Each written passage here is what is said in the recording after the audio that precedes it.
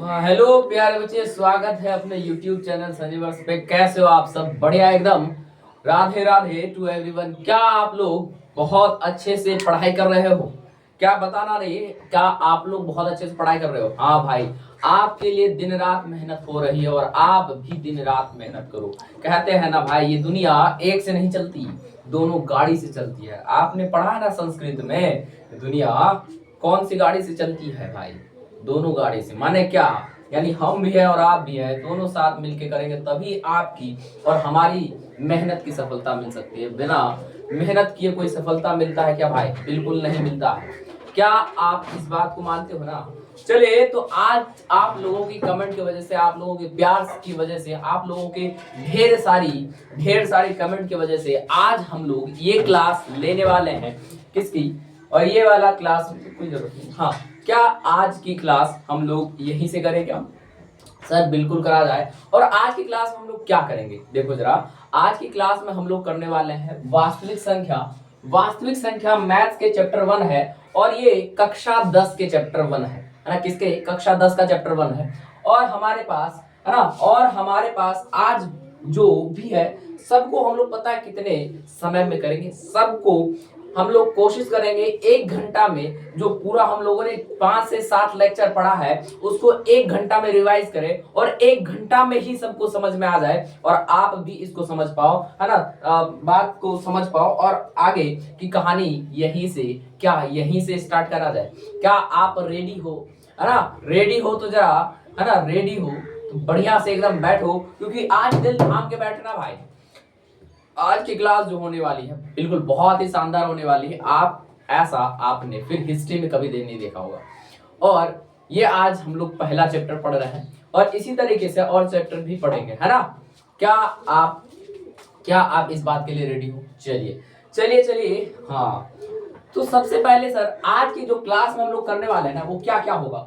Topics to be covered today. हम लोग क्या क्या चीजों को करेंगे? सबसे पहले यहाँ हम लोग संख्याओं को समझेंगे, है ना? आपने संख्याओं के बारे में समझना है। उसके बाद फिर यूक्लिड विभाजन एल्गोरिदम के बारे में समझना है। फिर गुणनखंड के बारे में समझना है। फिर, है ना, पहला टॉपिक संख्याओं की समझ है। दूसरा टॉपिक, है ना, हमारे पास यूक्लिड विभाजन एल्गोरिदम है। तीसरा टॉपिक गुणनखंड है और चौथा टॉपिक लॉसो एवं मोसो है। पांचवा टॉपिक अपरिमेय संख्या है। छठा टॉपिक शांत एवं शांत एवं अशांत दशमलव प्रसार है। और लास्ट दशमलव प्रसार को देखेंगे, है ना? और उसके बाद आपको थैंक यू बोल के चले जाएंगे। क्या आप आज की क्लास के लिए बिल्कुल बढ़िया एकदम कॉपी पेन लेके बैठो भाई। बिल्कुल नहा दो, कि हमको पता है कि हमारे पढ़ने वाले अंटर पंटर बहुत ही अच्छे हैं और वो पढ़ने के लिए रेडी है। तो क्या पढ़ने के लिए रेडी हो? क्या आप पढ़ने के लिए रेडी हो? चलिए सर, तो आज की क्लास यही स्टार्ट करते हैं। आज की इस सीरीज को कहते हैं रिवीजन सीरीज 2025 का ये पार्ट 1 है भाई।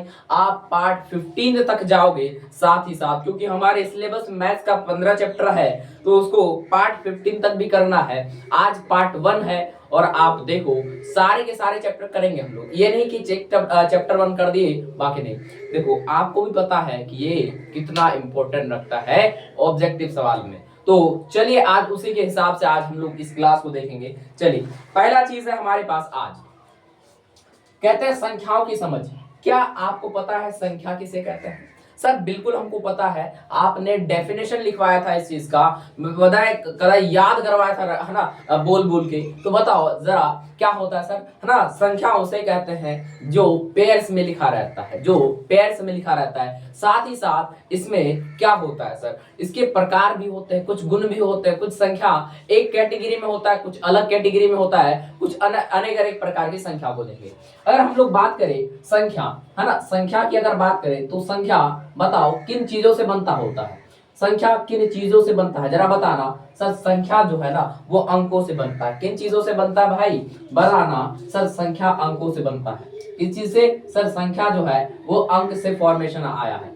किससे आया है सर? वो अंक से। अगर अंक नहीं होता क्या हम लोग संख्या बना पाते? सर बिल्कुल नहीं बना पाते। तो इसलिए अंक बहुत ही ज्यादा इंपॉर्टेंट जरूरी रखता है संख्या को समझने के लिए। क्या आपको पता है कि दुनिया में केवल कितने अंक है? बताइए, आपसे पूछ रहा हूं, दुनिया में कुल कितने अंक है? सर दुनिया में कुल कितने अंक है? सर 10 अंक है। क्या क्या है? अगर अंक की बात करें सर, अंक हमारे पास केवल 10 होता है। क्या क्या होता है जरा बताना। सर अंक का डेफिनेशन बोलिए, क्या आपने अंक का डेफिनेशन पढ़ा है? सर बिल्कुल पढ़ा है। अंक का डेफिनेशन यह होता है कि वह, है ना, वह संख्या जो अकेले में लिखा रहता है। कैसे अकेले में लिखा रहता है? जैसे 0, 1, 2, 3, 4, 5, 6, 7, 8 और 9। और बताओ इनकी टोटल संख्या कितनी है? सर इसकी संख्या अगर गिनी जाए तो 1, 2, 3, 4, 5, 6, 7, 8, 9 और 10। टोटल हमारे पास 10 अंक होते हैं। कितने अंक होते हैं? 10। ये क्लियर? आपको भले ही ये बोर्ड पे सवाल नहीं पूछे, लेकिन आपको ये इन्फॉर्मेशन बहुत ही जरूरी है ना? इन्फॉर्मेशन रखना बहुत ही जरूरी है। चलिए, क्या यह बात पता है? क्या यह बात पता है? चलिए आगे बढ़े क्या? चलो, क्या संख्या अब हम इससे बना सकते हैं? सर बिल्कुल संख्या बना सकते हैं। और संख्या के बारे में आप जस्ट अभी बोले क्या कि वैसे ही जो पेयर्स में होना चाहिए, पेयर्स में होना चाहिए। अब जैसे मान लो क्या 1 और 2 पेयर में है क्या? 1 और 2 पेयर में है क्या? बिल्कुल सर ये पेयर है, तो इसको संख्या कह सकते हैं। और ये संख्या कैसी है? 1 अंकों की है या 2 अंकों की है? जरा बताना। सर ये संख्या 2 अंकों की है। जैसे मान लो सर 1 अलग अंक है और 2 अलग अंक है, तो यानी 2 अंकों की संख्या है। जरा बताना 3 और 0 कितने अंकों की संख्या है? सर 1 और 2, यानी ये भी 2 अंकों की संख्या है। उसके बाद बताना 54 कितने अंकों की संख्या है? सर 54 2 अंकों की संख्या, 1 और 2। क्या यह बात आपको समझ में आ रही है ना? है ना? अब जैसे मान लो 1, 3, 5, क्या यह हम लोग संख्या कह सकते हैं? सर बिल्कुल इसको संख्या कहेंगे, लेकिन बिल्कुल इसको संख्या कहेंगे। सर कैसी संख्या? सर 3 अंकों वाली संख्या।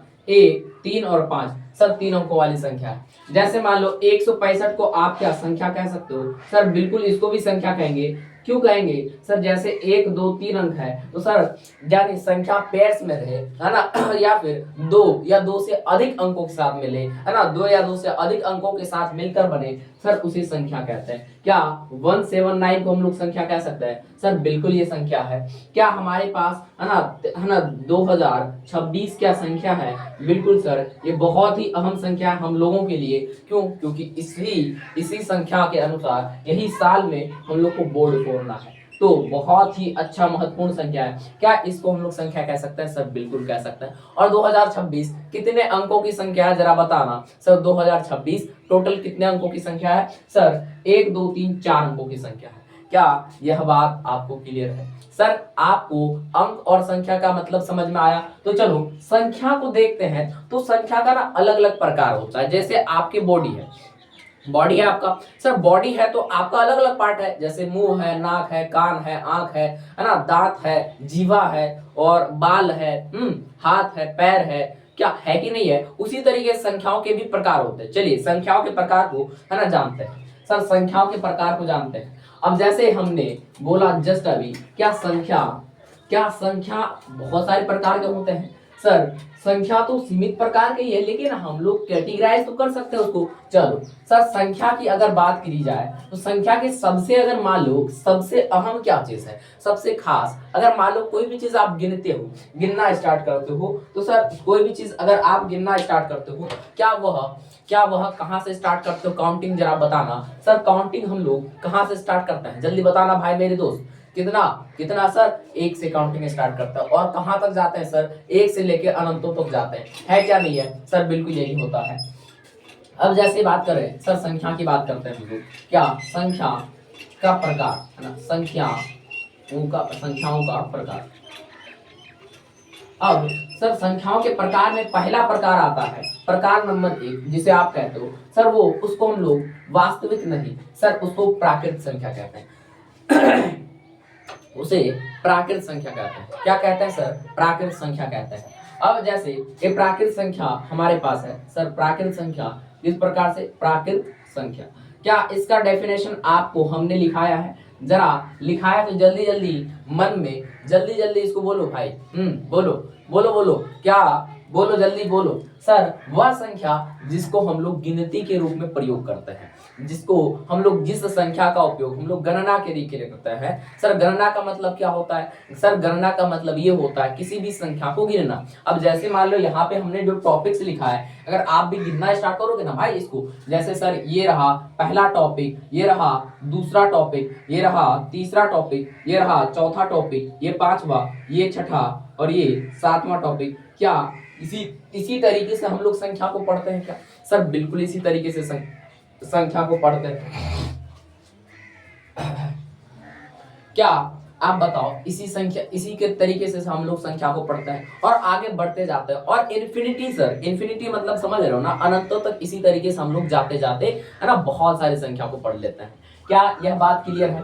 प्राकृत संख्या क्लियर है? प्राकृत संख्या अगर क्लियर है तो बताना, प्राकृत संख्या क्लियर है तो बताना। चलो इसका 2-4 एग्जांपल्स बताओ। सर 1 2 3 4 5 6 7 8 9 10 11 12 13 17 19, मतलब जो भी ले लो वो सब प्राकृत संख्या में आएगा। क्या आप अगर आप कहते हो क्या 24 प्राकृत संख्या है? सर बिल्कुल प्राकृत संख्या है। अगर आप कहते हो क्या -24 प्राकृत संख्या है? सर ऐसा कभी नहीं होता है, हम तो माइनस में संख्या को नहीं गिनते भाई। अगर आप ऐसा करते हो क्या यार 1 -1 ऐसा गिनते हो भाई? सर बिल्कुल नहीं गिनते हैं। जब इसको नहीं गिनते हैं तो क्या -24 प्राकृत संख्या होगा? सर बिल्कुल नहीं होगा। क्या यह बात आपको क्लियर? चलो क्लियर है तो आगे बढ़े। सर बिल्कुल आगे बढ़ा जाए। और दूसरी संख्या हम लोगों ने प्रकार पढ़ा था सर, है ना? कौन सा संख्या जल्दी बताना? सर पूर्ण संख्या। कौन सी संख्या भाई? पूर्ण संख्या। और पूर्ण संख्या क्या होता है जरा बताना? सर पूर्ण संख्या वो होता है जो कहां से स्टार्ट होता है, जरा बताना। सर पूर्ण संख्या 0 से स्टार्ट होता है ना? वह संख्या जो स्टार्ट कहां से होता है? सर जो 0 से स्टार्ट होता है। और 0 से स्टार्ट होने का मतलब ये है कि 0 से इसलिए स्टार्ट होता है, देखो पहले प्राकृत संख्या किसी ने तो खोजा होगा ना भाई, किसी ने आर्यभट्ट से पहले तो संख्या तो चलता होगा भाई ना। ऐसा थोड़ा है कि 10 नहीं लिखा जाता हो, लिखा जाता होगा ना भाई। अब जैसे उसमें ऐसा तो था नहीं कि उसने तो अनंतों तक संख्या लिखा था, लेकिन ये जो 10 लिखा तो आर्यभट्ट से पहले भी लिखा गया था संख्या ना। तो ये 10 हम तो बाद में 0 की खोज की ना। तो अब बताओ यहाँ तो इस संख्या में फिट नहीं होता था। प्राकृत संख्या में जब पहले 10 लिखा जाता था तो आप 10 लिखने के लिए 9 + 1 का प्रयोग कर सकते थे, है ना? 8 + 2 का प्रयोग कर सकते थे, और उसके बाद 7 + 3 का प्रयोग कर सकते थे, और उसके बाद 4 प्लस, है ना, 4 + 6 का प्रयोग कर सकते थे। लेकिन अब बताओ, अब देखो कोई बच्चा 8 + 2 लिख रहा है, कोई बच्चा 7 + 3 लिख रहा है, और कोई 4 + 6 लिख रहा है। तो ये हम लोग 10 अलग अलग रूप में लिख सकते थे, यानी ऐसे 10 प्रकार से लिख सकते थे 10 को। लेकिन खैर जब आर्यभट्ट जी आए, बोले कि इसको ना लिख करके हम लोग क्यों ना एक छोटे से लैंग्वेज में लिखा जाए। तो आर्यभट्ट ने, है ना, आपको पता ना आर्यभट्ट जो कहाँ के वैज्ञानिक थे? सर जो हमारे भारत के ही वैज्ञानिक थे, और बहुत बड़े भारत के बहुत अच्छे वैज्ञानिक रहे हैं, और गणितज्ञ में से सबसे, है ना, सर्वश्रेष्ठ माना जाता है इनको, क्योंकि गणित के, है ना, 0 के बिना गणित अधूरा। क्या आप इस बात को मानते हो? सर बिल्कुल यही है, गणित के, अगर गणित में 0 ना हो तो गणित अधूरा है। तो इसलिए इसको पूर्ण करने वाले कौन थे? सर पूर्ण करने वाले आर्यभट्ट जी है। और आर्यभट्ट जी ने जब 0 का इजाद किया, खोज किया, तो उसको प्राकृत संख्या की श्रेणी में नहीं लिखा जा सकता था, क्योंकि उसका गुण तो अलग है भाई। उसको हम लोग गणना के लिए उपयोग करते थे। लेकिन अच्छा बताओ, अगर आप कोई चीज गिनना स्टार्ट करते हो, क्या आप 0 से स्टार्ट करते हो? बताना जरा, क्या आप 0 से स्टार्ट करते हो क्या? अगर मान लो आप देख लो, जैसे जनवरी महीना में आप मान लो कि आपको तारीख स्टार्ट होता है, क्या वो 0 तारीख से स्टार्ट होता है? सर बिल्कुल नहीं। अगर जुलाई महीना में देख लिया जाए, क्या वो 0 से स्टार्ट होता है? सर बिल्कुल नहीं होता है ना? दिसंबर महीना में देख लिया जाए, सर बिल्कुल नहीं होता है ना? आप कहीं भी कुछ भी करते हो, है ना, आप अगर पढ़ते ही हो तो मास्टर ये थोड़े बोलता है भाई आप 0 रुपए, है ना, पहले 0 डे पढ़ो, फिर 1 डे पढ़ेंगे, फिर 2 डे पढ़ेंगे, फिर 3 डे पढ़ेंगे। ऐसा तो नहीं होता भाई, डे 1 से स्टार्ट होता है ना। तो अब एक बात बताओ, उस संख्या श्रेणी में तो रखा नहीं जा सकता था। प्राकृत संख्या के डेफिनेशन के अनुसार 0 को उसमें नहीं रखा जा सकता था। इसलिए हम लोग नई संख्या उन लोगों ने कहा कि हम लोग नई संख्या के श्रेणी में रख सकते हैं, जिसमें 0 शामिल होगा। बाकी के सभी संख्या कहाँ के होंगे? बाकी के सभी संख्या प्राकृत संख्या के होंगे। क्या यह बात से आप यहां तक क्लियर हो? जरा क्लियर है है ना, जरा क्लियर है तो अपने आप को शाबाशी दो यार, है ना, अपने आप को शाबाशी दो। क्योंकि देखो आप भटक जाते हो। आजकल की दुनिया बड़ी ही अनोखी है, बड़ी निराली है। आप 4 मिनट वीडियो देखोगे, साथ आपको लगेगा कोई दोस्त का नोटिफिकेशन आया, तो आप भाई अब तक बने हो, है ना, आप अपने को शाबाशी दो। आप भाई कुछ करने के लिए आए हो, है ना। क्या अब जैसे मान लो आर्यभट्ट के जमाने तो मोबाइल नहीं था भाई, उसने कैसे पढ़ा? पढ़ा होगा ना भाई किस तरीके से। तो उसके जमाने में कुछ अलग डिस्ट्रैक्शन थे, है ना। आज के जमाने में सबसे बड़ा डिस्ट्रैक्शन अगर देखा जाए, जितनी ज्यादा मोबाइल फायदेमंद है उतना ही ज्यादा नुकसानदेह है। क्या इस बात को आप क्लियर करते हो? सर बिल्कुल क्लियर करते हैं। इस बात को बहुत अच्छे से क्लियर होता है हमको कि जितना ज्यादा मोबाइल हमारे लिए फायदेमंद है सर, उतना ही ज्यादा हमारे लिए मोबाइल नुकसानदेह भी है। क्या आप इस बात को मानते हो? तो चलो सर, हमको तो फायदा चाहिए ना। अब जैसे मान लो कि दूध लेते हैं, किसी से खरीदते हैं, तो हम सोचते हैं इसमें मलाई निकले, हमको कुछ एक्स्ट्रा फायदा मिले। उसी तरीके से अपना मोबाइल से फायदा निकालो, है ना। काहे आप, है ना, उसके चक्कर में पड़े हो। चलो अब आ जाओ सर, पूर्ण संख्या आपको समझ में आ गया क्या? पूर्ण संख्या समझ में आ गया क्या? अब यहां से सर एक ऑब्जेक्टिव आपको क्लियर करनी है। क्या ऑब्जेक्टिव क्लियर करनी है? क्या सभी प्राकृत संख्या पूर्ण संख्या हो सकती है? सर बिल्कुल हो सकती है। सभी प्राकृत संख्या पूर्ण संख्या हो सकती है। बताओ, हो सकती है या नहीं हो सकती है? सर बिल्कुल हो सकती है। लेकिन सभी पूर्ण संख्या प्राकृत संख्या नहीं हो सकती है। सभी पूर्ण संख्या प्राकृत संख्या नहीं हो सकती है। क्या इस बात को आप मानते हो? मानते नहीं, जानते भी हो, है ना, है कि नहीं है? बिल्कुल भाई, है ना, बिल्कुल आप जानते हो इस बात को, इसीलिए तो आप ना हमारी क्लास में जुड़े हो। क्या क्या आपने जैसे कमेंट्स कर रहे थे लाइव सेशंस में, है ना, खैर ये तो रिकॉर्डेड मिलेगा आपको। क्योंकि देखो लाइव सेशन में क्या होता है ना, बहुत सारे बच्चे कमेंट करते हैं, तो कमेंट पढ़ना, तो जिसके कारण हम लोग क्लास डिस्टर्बिंग हो जाता है। तो इसलिए मैंने सोचा कि आके रिकॉर्डेड क्लास के रूप में आपको गणित की पूरे चैप्टर 1 की पूरे विश्लेषण दिया जाए आपको। क्या आप इस बात से, है ना। और बहुत सारे बच्चे बोल रहे थे सर हमें रिकॉर्डेड ही चाहिए, रिकॉर्डेड ही चाहिए, है ना। तो आप ना वो ऐप ज्वाइन कर लो, है ना। ऐप ज्वाइन करने के लिए क्या क्या करना है सर? ऐप ज्वाइन करने के लिए आप या तो दिए गए नंबर पे कॉल कर लो, या फिर आप सीधे जाके, है ना, प्ले स्टोर से डाउनलोड कर लो। और ऐप का नाम एजुकेट है, EDUCATE, है ना, एजुकेट ऐप है। और वहां पे क्लासरूम आईडी डालनी है। क्लासरूम आईडी किसकी? है ना, क्लासरूम आईडी अपनी वाली डालना है। कहां से मिलेगा सर? ये आपने व्हाट्सएप ग्रुप से मिलेगा। और व्हाट्सएप ग्रुप में कैसे ज्वाइन होंगे सर? 9523326181 पर एक कॉल कर दीजिएगा, ऑटोमेटेड आपको मैसेज आएगा, और वहां पे जैसे लिंक आएगा आपको वहां पे ज्वाइन हो जाएगा। ठीक, आप यहां तक बेझिझक रेडी? चलो सर, पूर्ण संख्या समझ में आ गया क्या? दो बात क्लियर हुआ यहां से, दो ऑब्जेक्टिव क्लियर हुआ कि नहीं हुआ सर? पहला ऑब्जेक्टिव, सभी प्राकृत संख्या पूर्ण संख्या हो सकता है, बिल्कुल हो सकता है। लेकिन सभी पूर्ण संख्या प्राकृत संख्या नहीं हो सकती है। अगर हम लोग, है ना, अगर हम पूर्ण संख्या को छोड़ के सभी पूर्ण संख्या को प्राकृत संख्या कह सकते हैं सर, जीरो को छोड़ के कह सकता है कि नहीं? यह बात क्लियर? सर पूर्ण संख्या समझ में आ गया। तो सर पूर्ण संख्या के बारे में बात हम लोग समझे थे सर, सम संख्या के बारे में, है ना। क्या सम संख्या के बारे में आपको पता है ना? सम संख्या के बारे में आपको पता है सर? सम संख्या का जरा डेफिनेशन बोलना तो सर, जरा आप सम संख्या का डेफिनेशन बोलना सर, जल्दी जल्दी बोलो भाई, जल्दी जल्दी डेफिनेशन बोलो सर। सम संख्या वह संख्या कहते हैं या उसे कहते हैं जो दो से विभाज्य हो। कैसा? पूर्णतः विभाज्य हो। कैसा सर? पूर्णतः विभाज्य हो। और दो से पूर्णतः विभाज्य होने वाली संख्याओं को पूर्ण संख्या कहते हैं, है ना। ऐसे संख्याओं की श्रेणी को ही हम लोग सम संख्या कहते हैं। अब जैसे मान लो, अब जैसे हम मान लेते हैं, क्या 1 2 से पूर्णतः विभाजित होगा सर? 1 2 से पूर्णतः विभाजित होगा क्या, है ना, बताना सर। बिल्कुल नहीं होगा। जैसे क्योंकि 1/2 करेंगे तो 1/2 करना, देखो पूर्ण विभाजित नहीं होगा, यानी यहाँ पे देखना 0.5 आया, और 0.5 क्या पूर्ण संख्या है सर? सर बिल्कुल नहीं है। सब 0.5 पूर्ण संख्या नहीं है, तो इसका मतलब ये पूर्णतः विभाजित नहीं हुआ।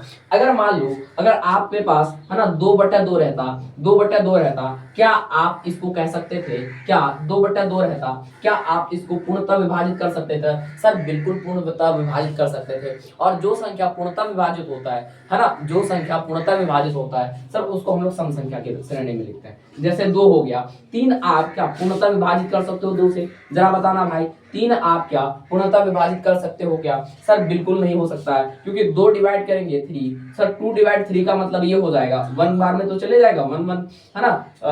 2 से 1 चले जाएगा सर, पॉइंट लिखेंगे, 0 आ जाएगा सर, 2 5 10। क्या 1.5 पूर्ण संख्या की श्रेणी में आता है? सर बिल्कुल नहीं आता है सर। तो इसका मतलब हम लोग 3 को सम संख्या नहीं ले सकते।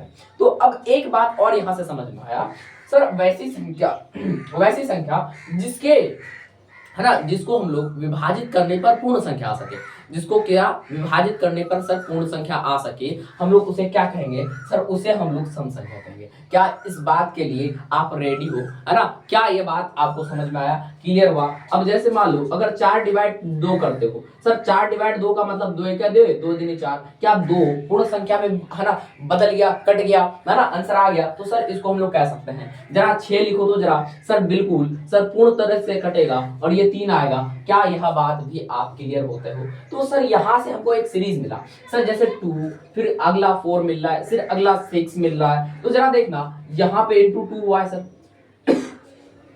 प्लस 2 हुआ है ना, यहाँ क्या हुआ सर, प्लस 2 हुआ, है ना, फिर यहाँ पे प्लस 2 हो गया, फिर यहाँ पे फिर प्लस 2 कर दे, है ना, तो फिर यहाँ पे प्लस 2 कर दे, है ना, फिर यहाँ प्लस 2 कर दे, तो फिर यहाँ अगर प्लस 2 कर दे, तो सर एक ऐसी सीरीज मिल रही हमें जिसको प्लस 2 करने पर अगला हमारे पास सम संख्या आता है। क्या यह बात भी कह सकते हो, है ना, है ना, those number which are the multiples of 2, है ना, वैसी संख्या जो 2 से 2 के, है ना, गुणनखंड हो, 2 के गुणांक हो, या गुण, है ना, गुणज हो, 2 के क्या हो सर, गुणज हो, तो सर उसको हम लोग क्या कहेंगे सर, उसको हम लोग सम संख्या कहेंगे। क्या सम संख्या क्लियर हुआ?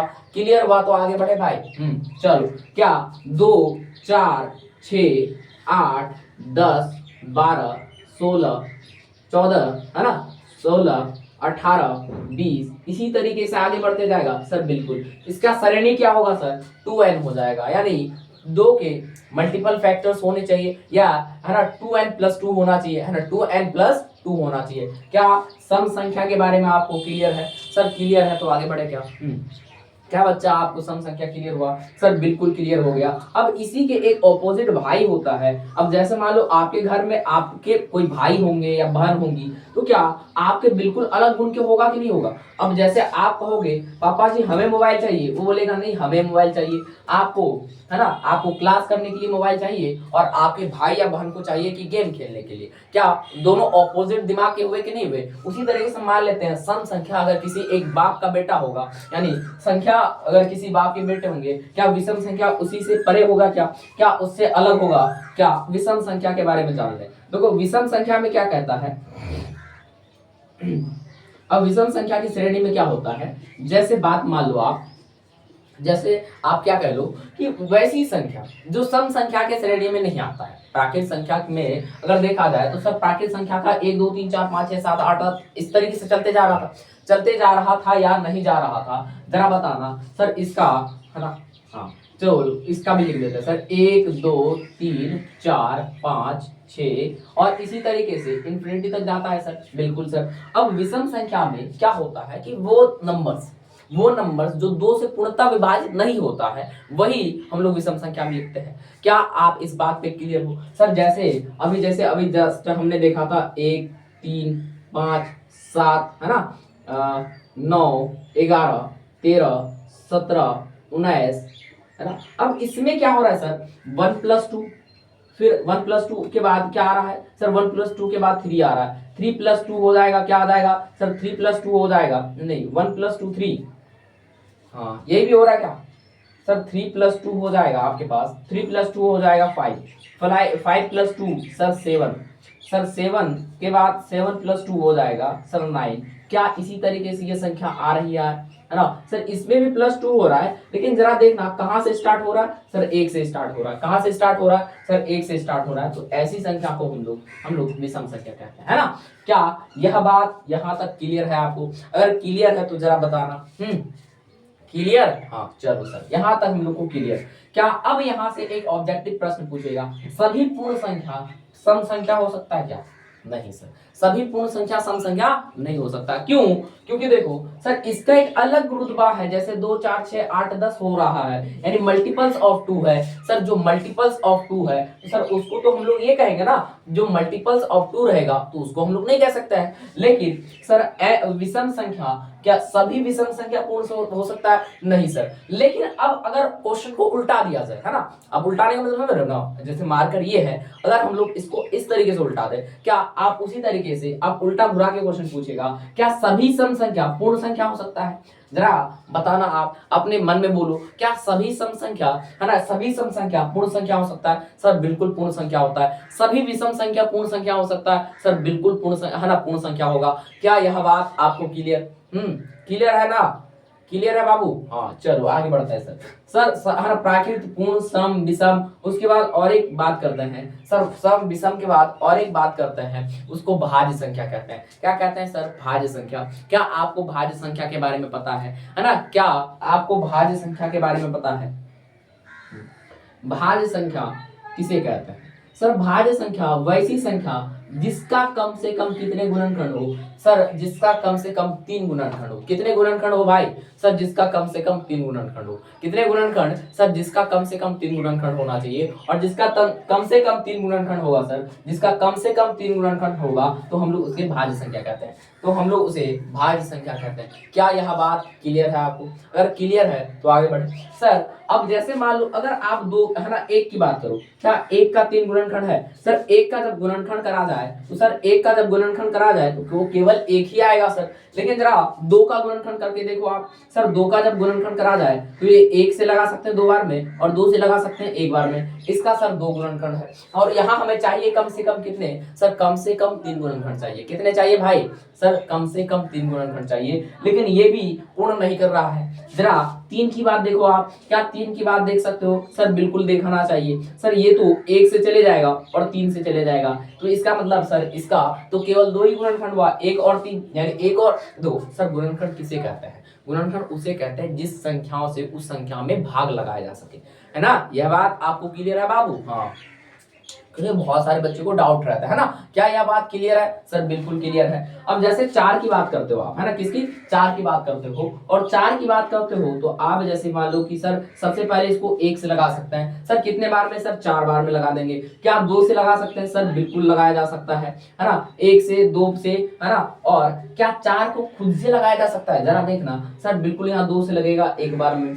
जरा देखना सर, 1 को लगा सके, 2 को लगा सके, 2 को लगा सके, जरा बता 4 को 4 से भाग लगा सके ना क्या?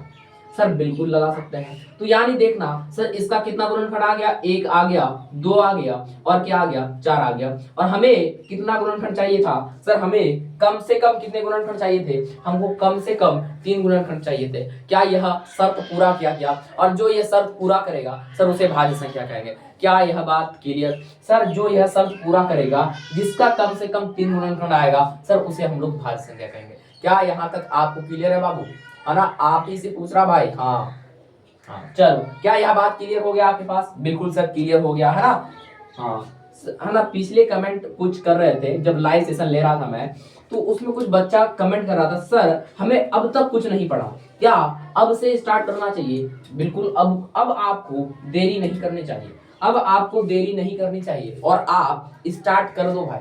और हमारे क्लासेस ही इसलिए चालू हुए, हम अपने क्लासेस को ही इसलिए लेके आए हैं ताकि उन बच्चों तक मदद पहुंच सके हमारे माध्यम से जो अब तक कुछ नहीं पढ़ा है, उसको अपनी शुरुआत से और अच्छे ढंग से पूरे समय के साथ सिलेबस करवा करके, रिवीजन करवा के, साथ ही साथ बढ़िया से बढ़िया नंबर है ना दिलवाना है। क्या आप हमारे साथ जुड़ रहे हो?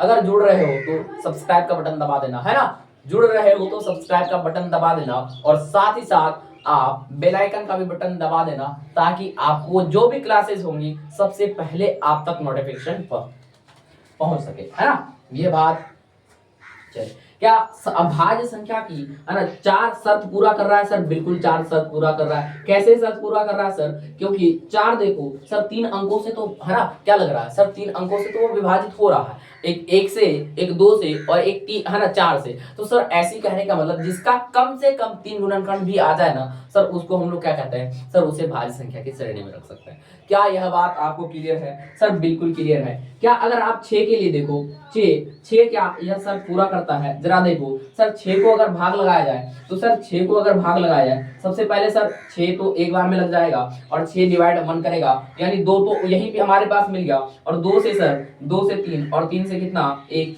अगर देखा जाए सर 6 ए से लग रहा है, 2 से लग रहा है, 3 से लग रहा है और 6 खुद से लग रहा है, और 6 खुद से लग रहा है, तो ऐसी स्थिति में सर 6 भी हो जाएगा। क्या 7 बता सकते हो भाई? नहीं सर, 7 1 से कटेगा और केवल 7 से कटेगा, है ना, यही कटेगा ना भाई, इसके अलावा नहीं कटेगा। तो सर ऐसी संख्या को हम लोग ना भाज्य संख्या की श्रेणी में नहीं रखते हैं। क्या यह बात आपको क्लियर है भाई? है ना, क्या यह बात आपको क्लियर है ना?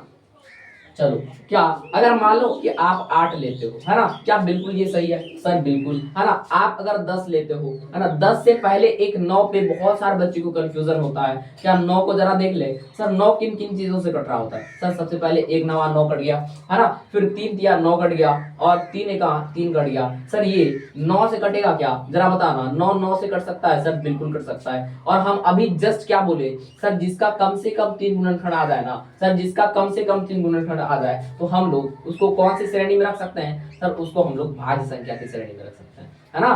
क्या यह बात आपको क्लियर है? और इसी तरीके से जो शर्त पूरे करेंगे इसकी, वही इसका सदस्य बनते जाएगा। अब जैसे मान लो कि आप कभी कहीं का सदस्य बनते हो तो आपको नियम शर्त पालन करना पड़ता है। अब जैसे मान लो बिग बॉस में वहां जो नियम पालन पास है ना नहीं करता है तो उसको क्या कर देता है? घर से बेदखल कर दिया जाता है। और आपके लिए अगर क्लास में आप जाते हो, क्लास में बैठते हो, है ना, अगर आप वहां के डिसिप्लिन मेंटेन नहीं करते हो तो आप बाहर कर दिए जाते हो। क्या यही बात है? हाँ जरा बताना, क्या यही बात है कि नहीं है? सर बिल्कुल यही बात है। क्या यही बात है? सर बिल्कुल यही बात है ना। चलो, क्या 10 हो सकता है? सर बिल्कुल हो जाएगा। क्या, है ना, 12 हो सकता है? सर बिल्कुल हो जाएगा। और क्या 14 हो सकता है? बिल्कुल हो जाएगा, है ना। क्या यह सर बिल्कुल हो जाएगा। और उसके बाद फिर, है ना, 13 नहीं हो गए सर, 15 हो जाएगा, और 16 हो जाएगा, 20 हो जाएगा। और इसी तरीके से जो इसके नियम शर्त को पालन करेगा सर उसको भाज्य संख्या की श्रेणी में रखेंगे। क्या यहाँ तक बात क्लियर है? सर बिल्कुल क्लियर होना चाहिए आपको। चलो आगे बढ़ते हैं, आगे बढ़ते हैं। देखो देखो, क्लास कितना भी देर हो जाए इससे फर्क नहीं पड़ता। फर्क इस बात से पड़ता है कि आपको कितना समझ में आ रहा है ना। आप चाहो तो इसको 2x पे देख सकते हो, क्योंकि भाई वैसे पोलाइटली है। बहुत सारे बच्चे अगर लाइव सेशन में होते तो कमेंट करते हैं सर फास्ट फास्ट कराओ। देखो बहुत सारे बच्चे, है ना भाई, हमें सबकी मदद करना है ना। तो सोचो बहुत कुछ जो नहीं पढ़ा है, आपके पास तो ऑप्शन है मोबाइल पे, सर आप 2x पे करके देख लो, है ना। मैं सबकी, है ना, मदद करना चाहता हूँ, है ना, ताकि सबको अच्छे से समझ में आए, है ना भाई। आप उन भाइयों को भी लेना चाहते हो ना भाई जो इस बार मैट्रिक देने वाले हैं और वो बहुत ही कम जानते हैं, क्या उसको भी लेना साथ जरूरी है कि नहीं है? सर बिल्कुल लेना साथ जरूरी है। क्या आप इस बात को एग्री करते हो? एग्री करते हो तो आगे बढ़े, है ना। क्या अभाज्य संख्या के बारे में आप जानते हो? अभाज्य संख्या के बारे में आप जानते हो? सर अभाज्य संख्या के बारे में बिल्कुल जानते हैं। क्या होता है अभाज्य संख्या सर, जरा बताना। सर अभाज्य संख्या वैसी संख्या जो इस नियम को पालन करे, जैसे, है ना, उस नियम को पालन करता है। जैसे बात करें अगर हम, उस नियम को पालन करता है जो केवल 2 गुणनखंड का हो। केवल कितना? जिसका केवल 2 गुणनखंड हो। सर जिसका केवल कितने गुणनखंड? सर जिसका केवल 2 गुणनखंड हो। तो सर ऐसी संख्या को, ऐसी संख्या की श्रेणी को अभाज्य संख्या में लिखा जाता है। और ऐसी संख्या को ही हम लोग अभाज्य संख्या कहते हैं। क्या यह बात आपको समझ में आया? अब जैसे मान लो एक क्या नियम शर्त कायदा मानता है इसका, चला देखा जाए। सर एक अभी जस्ट हमने क्या था, एक ही से कटता है और एक खुद एक ही से कटता है। तो सर ना ही तो हम लोग अभाज्य संख्या की श्रेणी में लिख सकते हैं इसको, है ना। अभाज्य संख्या का श्रेणी क्या कहता है? हमारे पास कम से कम 2 फैक्टर्स, ओनली 2 फैक्टर्स होना चाहिए। हमारे केवल 2 फैक्टर होना चाहिए, उससे ना ही तो कम चलेगा ना ही तो ज्यादा चलेगा, है ना। ना ही तो कम ना ही तो ज्यादा, मोदी जी वाला स्टाइल, 2 ही 2, है ना। क्या यह बात आपको क्लियर है ना। अभाज्य संख्या कहता है कि मोदी जी वाला स्टाइल चाहिए भाई, और है ना निर्मला ताई ये वो नहीं चाहिए हमें, केवल मोदी जी चाहिए। हाँ ये कह रहे हैं, अभाज्य संख्या कह रहे हैं। क्या यह बात आपको क्लियर है ना। सर अब मान लो 2 की बात करते हो। अब 2 किन किन अंकों से कटता भाई? सर 1 से कटता है और 2 से कटता है। क्या यही चीज करता है? सर ये 1 से कटता है और ये 2 से कटता है, इस चीजों से ही कटता है। अब जैसे 3 की बात करते हैं हम, सर ये 3 1 से कटता है और 3 से कटता है ना। अगर बात करो सर, अगर मान लो अगर 5 की बात करें, क्या यह भी सर 1 से कटता है और 5 से कटता है। क्या यही बात है? कटने का मतलब सर उन चीजों से भाग लगता है ना, उन चीजों से डिवाइड होता है। क्या यह बात क्लियर है? और ये जो शर्त मान ले अभाज्य संख्या की, जो ये शर्त मान ले कि हमारे पास केवल 2 ही गुणनखंड होंगे, केवल उसी को हम लोग अभाज्य संख्या की श्रेणी में रख सकते हैं। जैसे बात करें सर 2 की बात करते हैं, 3 की बात करते हैं, 5 की बात करते हैं, उसके बाद 7 की बात करते हैं, 9 क्या होगा सर? बिल्कुल नहीं होगा। क्यों नहीं होगा? क्योंकि वो भाज्य संख्या की श्रेणी में आ चुका है। अब जैसे मान लो अब 10वीं कक्षा में पढ़ रहे हो तो ऐसा तो हो नहीं सकता कि आप 11 भी पढ़ रहे हो, एक साथ तो नाम नहीं हो सकता ना दो स्कूल में। उसी तरीके से भाज्य और अभाज्य दोनों जगह तो नहीं हो सकते उपस्थित। अब जैसे मान लो कि आप यहाँ बैठे हो, क्या आप मान लो अब अपने आप को थोड़ी समझ लो कि तुम आप स्वर्ग में भी हो, धरती पे रहोगे या स्वर्ग पे रहोगे? भाई दोनों जगहों में से कोई एक ही रहोगे ना, हाँ है ना? क्या यही बात है? तो उसी तरीके से दोनों में से कोई एक ही श्रेणी में रहना चाहिए भाई, दोनों में से कोई एक ही शर्त पूरा करना पड़ेगा ना आपको। अब ऐसे थोड़े कि आप मान लो आप धरती पे भी हो और स्वर्ग पे भी हो, ऐसा तो हो नहीं सकता है, कभी भी ऐसा नहीं हो सकता। तो यानी कि सर बिल्कुल यहाँ पे 9 नहीं होकर के 11 होगा, है ना? 2 शर्तें पूरी है ना, क्योंकि भाज्य संख्या की शर्तें 9 पूरा कर रहा है, अभाज्य संख्या की नहीं, है ना? चलो ये बात क्लियर है आपको? हाँ बिल्कुल सर। और बहुत बच्चे बोल रहे थे सर क्या एनसीईआरटी सॉल्यूशन भी दोगे? सर बिल्कुल भाई, इसी क्लास के एंड में एनसीईआरटी सॉल्यूशन भी दूंगा। और जिसको ज्यादा है ना लगता है कि नहीं सर हमें और जल्दी से जल्दी पढ़ना है, तो आप संजीवर्स सॉल्यूशंस जो एक चैनल है उसको भी जाके सब्सक्राइब कर देना, क्योंकि वहां पे है ना डेली के डेली एनसीईआरटी सॉल्यूशन डलते हैं, है ना? वहां पे लिखा हुआ फॉर्मेट में आता है एनसीईआरटी सॉल्यूशन, है ना? बोर्ड कॉपी वो जो होता है ना टेप, हाँ जल्दी से जल्दी चीजों कर सको, है ना? वहां से सबका 20 लाख जैसी आपकी मर्जी, जैसी आपकी इच्छा। अब सर एक डाउट आ रहा है, क्या डाउट रहेगा आपको पता है? पूछोगे आप, है ना? सर एक कैसा है, ना ही तो वो भाज्य संख्या की श्रेणी में आया, ना ही तो वो अभाज्य संख्या की श्रेणी में नहीं आया।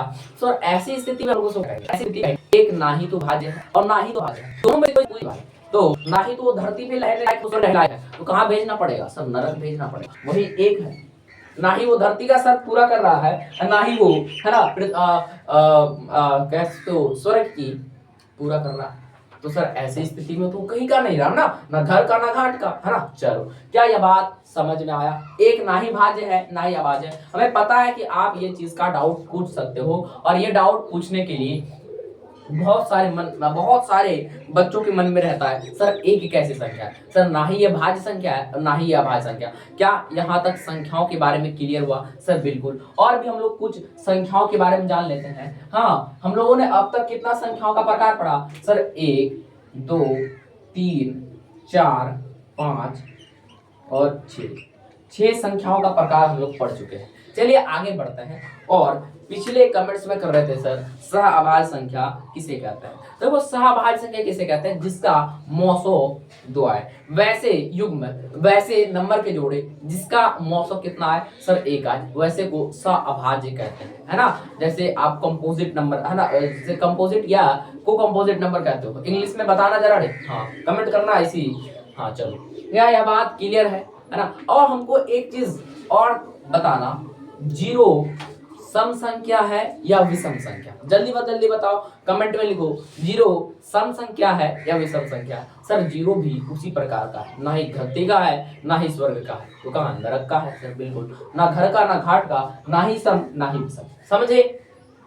समझे भाई? हाँ चलिए समझ में आया तो आगे बढ़े क्या? अब तक हम लोगों ने 6 प्रकार की संख्या को कर लिया है। चलो आगे बढ़ते हैं 7वें नंबर पे। और 7वें नंबर पे हम लोग सहअभाज्य संख्या के बारे में जानते हैं। सहअभाज्य संख्या क्या होता है? सहअभाज्य संख्या वो होता है सर, है ना, जल्दी बताना सर। सहअभाज्य संख्या वो होता है जिसका, बोलो आप जल्दी बोलो आप, क्या होता है सर? जिसका, है ना, जिसका HCF 1 आता हो। जिसका HCF कितना आता हो? सर 1 आता हो। अब जैसे मान लो 13 और 11 ले लो, क्या इसका HCF 1 आ रहा है? 13 और 11 ले लो, क्या इसका HCF 1 आ रहा है? सर बिल्कुल। और जिसका HCF 1 आए सर, जिसका HCF 1 आए तो सर उसे हम लोग क्या कहते हैं? सर उसे हम लोग, है ना, सहअभाज्य संख्या कहते हैं। क्या आपको सहअभाज्य संख्या क्लियर है? क्लियर हुआ भाई? सहअभाज्य संख्या कहते हैं क्या? 7वें नंबर पे पढ़ते हैं सर। 7वें नंबर हम लोग को ये पढ़ना है सहअभाज्य संख्या, क्योंकि पिछली बार, है ना, हमने शायद क्लास में नहीं बताया तो बहुत सारे बच्चे कमेंट में भर रखे थे कि सर सहअभाज्य संख्या किसे कहते हैं। देखो सहअभाज्य संख्या किसे कहते हैं? सहअभाज्य संख्या उसे कहते हैं जिसका HCF कितना होता है सर, जिसका HCF 1 होता है। जिसका HCF कितना होता है भाई, हाँ जिसका HCF 1 होता है। क्या यह बात क्लियर है आपको सर? बिल्कुल क्लियर है। क्या यह बात क्लियर है सर? बिल्कुल क्लियर है। क्या सहअभाज्य संख्या के बारे में आपने पूर्ण तरीके से जाना? क्या आपने पूर्ण तरीके से जाना? चलो भाई, है ना, चलो सर, है ना, जिसका HCF 1 हो, जैसे वैसे युग में संख्याओं के युग में होते हैं ना, वैसे पेयर्स जिसके है ना क्या होते हैं सर, जिसको केवल हम लोग कह सकते हैं जिसका HCF 1 हो जाए। जैसे 11 13 ऑप्शन ले लेते हैं। क्या 11 13 सहअभाज्य संख्या है? बिल्कुल सर 11 13 सहअभाज्य संख्या। क्यों? क्योंकि अगर इसका HCF निकालना चाहे जरा हुजूर, अगर आप इसका HCF निकालोगे क्या आएगा सर? इसका HCF निकालोगे 11 और 13 का, वो क्या आएगा सर? 1 आएगा। जब HCF 1 आएगा तो आप बता सकते हो, आप इस बात पे क्लियर हो, है ना? यह बात क्लियर है क्या, है ना? जरा रुकना भाई, एक मिनट रुको यहीं पे।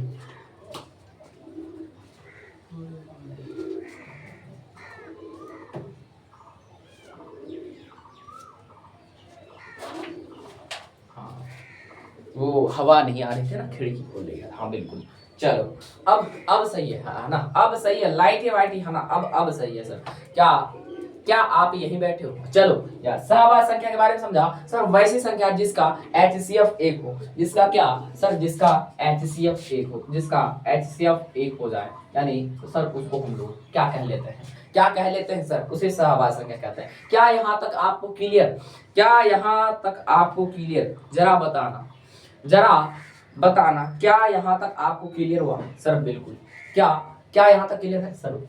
और हम लोग संख्या पढ़ते हैं सर। आप परिमेय संख्या के बारे में जानते हो क्या सर? हाँ चलो पहले पूर्णांक पढ़ लेते हैं, है ना? पूर्णांक पढ़ लेते हैं।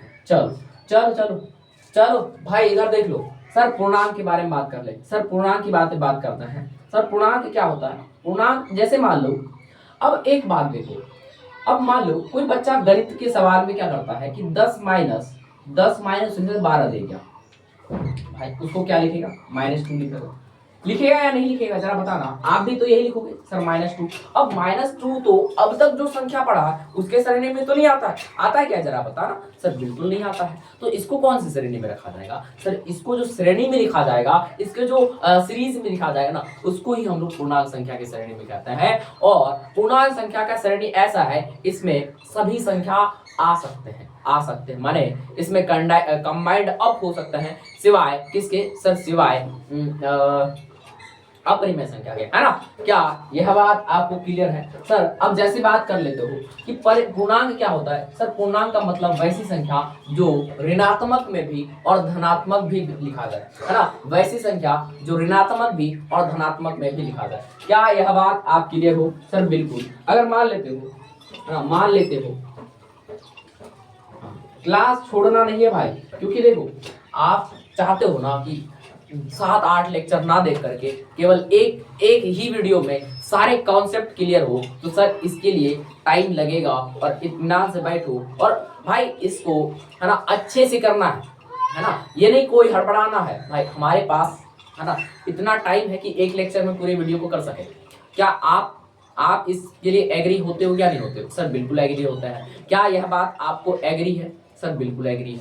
क्या आपने, अगर मान लो सर यहाँ अगर 0 है, क्या है? 0 है, और इधर यानी दाएं की संख्या साइड प्लस में होगी सर, इसको पॉजिटिव कहते हैं। क्या कहते हैं सर? इसको पॉजिटिव कहते हैं। और पॉजिटिव को हिंदी में क्या कहा जाता है सर? इसको धनात्मक कहा जाता है। क्या कहा जाता है जरा बताना सर? इसे धनात्मक कहा जाता है। और जो संख्या बाएं की ओर होगी सर, उसको नेगेटिव कहा जाता है। क्या कहा जाता है सर? उसको नेगेटिव कहा जाता है। और नेगेटिव बताना, नेगेटिव क्या दर्शाता है? नेगेटिव ये दर्शाता है कि वो संख्या, है ना, ऋणात्मक में होगी। क्या नेगेटिव और पॉजिटिव आपको समझ में आता है? नेगेटिव और पॉजिटिव आपको समझ में आता है क्या? बिल्कुल सर, बिल्कुल। अब जो संख्या दाएं की ओर टेंड करेगा, दाएं की ओर बढ़ेगा सर, उसको हम लोग पॉजिटिव संख्या कहेंगे। क्या अगर आपको 82 दिया जाए, उधर किधर लिखोगे? केवल 82 दिया गया है तो सर हम लोग दाईं साइड लिखेंगे। और इसी तरीके से सर इसी रूल को फॉलो करते हुए इन्फिनिटी तक जाता है ना? और इसी तरीके से इधर जो संख्या होती है -1 -2, है ना, -3 -4, और इसी संख्या को फॉलो करके ये कहाँ तक जाता है बताना बच्चा? सर ये है ना आगे जीरो की ओर यानी आगे इंफिनिटी की ओर टेंड करते रहता है। क्या यह बात क्लियर है? क्या यह बात क्लियर है? 8 क्या यह बात क्लियर है? हम कितना 6:30 वीडियो रिकॉर्ड। तो चलिए क्या यह बात क्लियर? 6:45 सेलेक्ट किए थे। हाँ चलो यह बात क्लियर हुआ। सर बिल्कुल क्लियर होना चाहिए। और देखो हाँ यह बात क्लियर है। चलो सर अब हम लोग 9 की बात करते हैं। 9वां में हम लोग क्या पढ़े थे सर? और हम लोग 9th टर्म को पढ़ने वाले हैं। सर 9th में हम लोग ये चीज पढ़े थे कि हम लोग परिमेय संख्या किसे कहते हैं। क्या कहते हैं? परिमेय संख्या किसे कहते हैं। और परिमेय संख्या की बात करें तो हम परिमेय संख्या की अगर बात करें तो सर परिमेय संख्या उसे कहते हैं। परिमेय संख्या उसे कहते हैं जिसको हम लोग p/q के रूप में लिखा जा सके, है ना। जिसको p/q के रूप में लिखा जा सके उसे ही हम लोग परिमेय संख्या कहते हैं। क्या यह बात आपको क्लियर है? सर जिसको हम लोग p/q के रूप में लिखते हैं, है कि नहीं सर? जिसको हम लोग p/q के रूप में लिखते हैं उसे हम लोग परिमेय संख्या कहते हैं। जैसे आप एग्जांपल्स के लिए बोल सकते हो 2/4, 5/8, 9/7 और 3/11, 15/16 और 17/19। क्या यही है? बताना जरा। क्या यही है? सर बिल्कुल यही है। और आप बोलते हो कि 19/12, 13/12, -17/21, -25/23, क्या सब वो परिमेय संख्या आएगा? बिल्कुल सर परिमेय संख्या आएगा। हाँ कुछ धनात्मक परिमेय होता है, कुछ ऋणात्मक परिमेय होता है। क्या यह बात आपको यहाँ तक क्लियर? सर बिल्कुल यहाँ तक क्लियर। अगर क्लियर है तो आगे बढ़ते हैं। क्या क्लियर है तो आगे बढ़ते हैं। अब बहुत सारे बच्चे के मन में आ रहा होगा सर जीरो क्या है? परिमेय संख्या है क्या? सर जीरो बिल्कुल परिमेय संख्या है। क्यों? क्योंकि 0/1 हम लिख सकते हैं। 0/1 क्या कर सकते हैं? बिल्कुल लिख सकते हैं। क्या आप यहाँ से क्लियर हो? क्या यहाँ से आप क्लियर हो? और बहुत सारे बच्चा सोचते हैं 22/7 है ना, 22/7 परिमेय संख्या नहीं। बिल्कुल ये परिमेय संख्या ही है भाई, परिमेय संख्या है। बट इसको हम लोग बाई का मान ले सकते हैं 22/7, लेकिन इसको अपरिमेय संख्या नहीं कह सकते, है कि नहीं। चलो चलो क्या परिमेय संख्या क्लियर है? क्या परिमेय संख्या क्लियर हुआ? और लास्ट आज की है ना इस मुहिम में है ना संख्याओं के प्रकार में से एक प्रकार जोड़ते हैं और एक लास्ट सर अपरिमेय संख्या। कौन सा? अपरिमेय संख्या। क्या अपरिमेय संख्या के बाद आपको कोई टॉपिक अगर छूट जाता है तो बताना। अपरिमेय संख्या सर अपरिमेय संख्या उसे कहते हैं, बताना भाई। अपरिमेय संख्या उसे कहते हैं, बोलो जरा बताना बच्चा क्या होता है? सर अपरिमेय संख्या उसे कहते हैं बताना जिसको हम लोग p/q के रूप में नहीं लिख सकते हैं, यानी जिसको अंश बटा हर के रूप में नहीं लिखा जा सकता है, उसे अपरिमेय संख्या कहते हैं। क्या यह बात आपको क्लियर है? जरा क्लियर है तो भाई थम्स अप करना और बताना क्या यह बात क्लियर है। आपके माइंड में आ रहा है क्या? आपके दिमाग में घुस रहा है क्या? आप सोच पा रहे हो ऐसी चीजों को? बिल्कुल सोचना भी चाहिए भाई, है ना। बिल्कुल अपरिमेय संख्या सर उसे कहते हैं, है ना, जिसको p/q के रूप में नहीं लिखा जा सके। जिसको p/q के रूप में नहीं लिखा जा सके तो उसको अपरिमेय संख्या कह सकते हैं। क्या यह बात आपको क्लियर है? अब जैसे मान लो, अब वैल्यू ले लो, जैसे आप है ना ऐसी संख्या ले लो जो बहुत बढ़ते बढ़ते वैल्यू आते रहता है। जैसे मान लो कि 2 है ना 2 पॉइंट ऐसी संख्या आ रहा है 0.284396243449 कुछ भी ऐसे आ रहा है। तो इस तरीके की संख्या को क्या कहेंगे सर?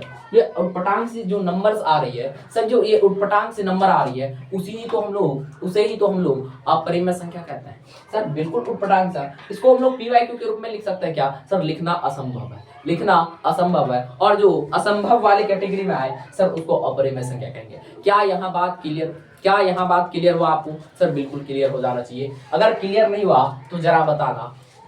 अगर क्लियर नहीं हुआ है तो जरा बताना, है ना।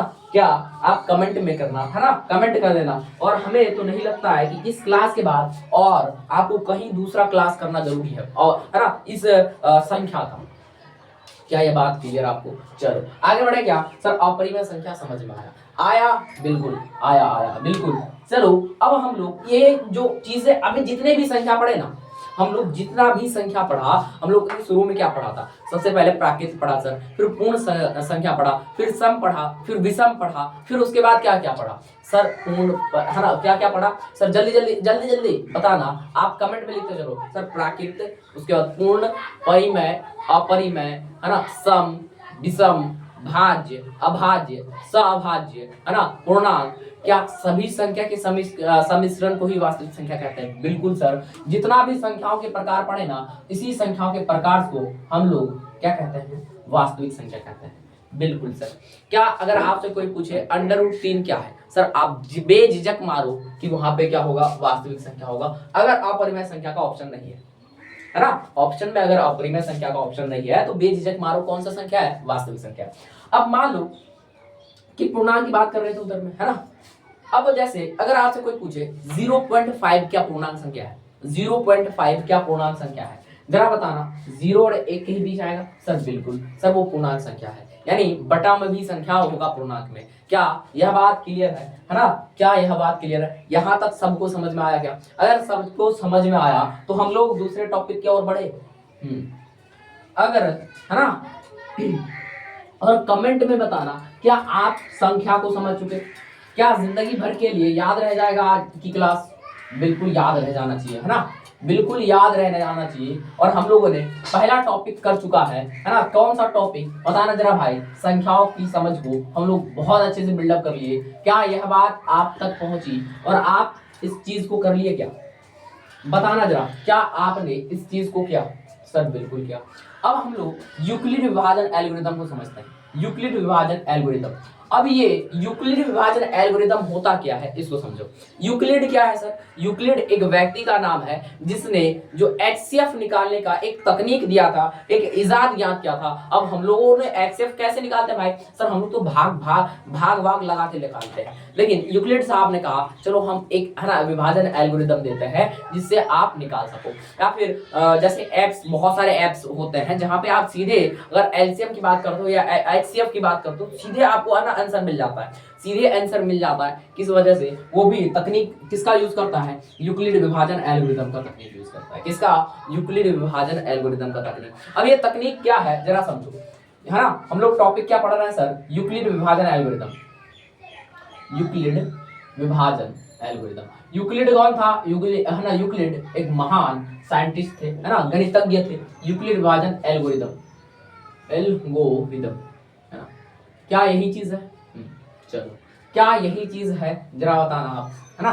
कमेंट में लिखते चलना क्या क्या टॉपिक्स आपको क्लियर होते जा रहे हैं, है ना। आप कमेंट में लिखते चलना, और साथ ही साथ आप जिसने भी सब्सक्राइब नहीं किया जल्दी सब्सक्राइब करो, ताकि हमारी टीम और हमारे सदस्य और ज्यादा से ज्यादा जुड़ सके और आपसे हम लोग ज्यादा से ज्यादा कनेक्टेड हो सके। तो जल्दी जल्दी आप, है ना, जो भी सब्सक्राइब नहीं किया वो सब्सक्राइब करो और आगे बढ़ते हैं, है ना। क्या यूक्लिड विभाजन एल्गोरिथम के बारे में समझे? सर बिल्कुल समझा जाए सर। यूक्लिड विभाजन एल्गोरिथम उसे कहते हैं, यानी भाज्य बराबर भाजक गुना भागफल जोड़ शेष। क्या यही चीज? इसी चीज को यूक्लिड विभाजन एल्गोरिथम कहते हैं। और इसका स्टैंडर्ड, है ना, स्टैंडर्ड रूप, है ना, स्टैंडर्ड रूप, यानी अब जैसे मान लो कि मम्मी के पास जाते हो तो आप चाहे चौहाड़ जैसन हो फिर भी चले जाते हो, लेकिन पापा के पास जब जाना होता है थोड़ा कंगी वंगी था बढ़िया से जाते हो कि नहीं जाते हो? उसी तरीके से ये उसी मतलब माँ बाप का बेटा है और ये ऐसे भी चले गया, कोई दिक्कत नहीं। हाँ, अगर पापा के पास जाएगा तो ये स्टैंडर्ड रूप में, यानी यूक्लिड विभाजन ऐसे हो जाएगा, ए बराबर, है ना, ए बराबर, है ना, B into Q plus R, इस तरीके से देखेगा। ये इसका स्टैंडर्ड रूप है।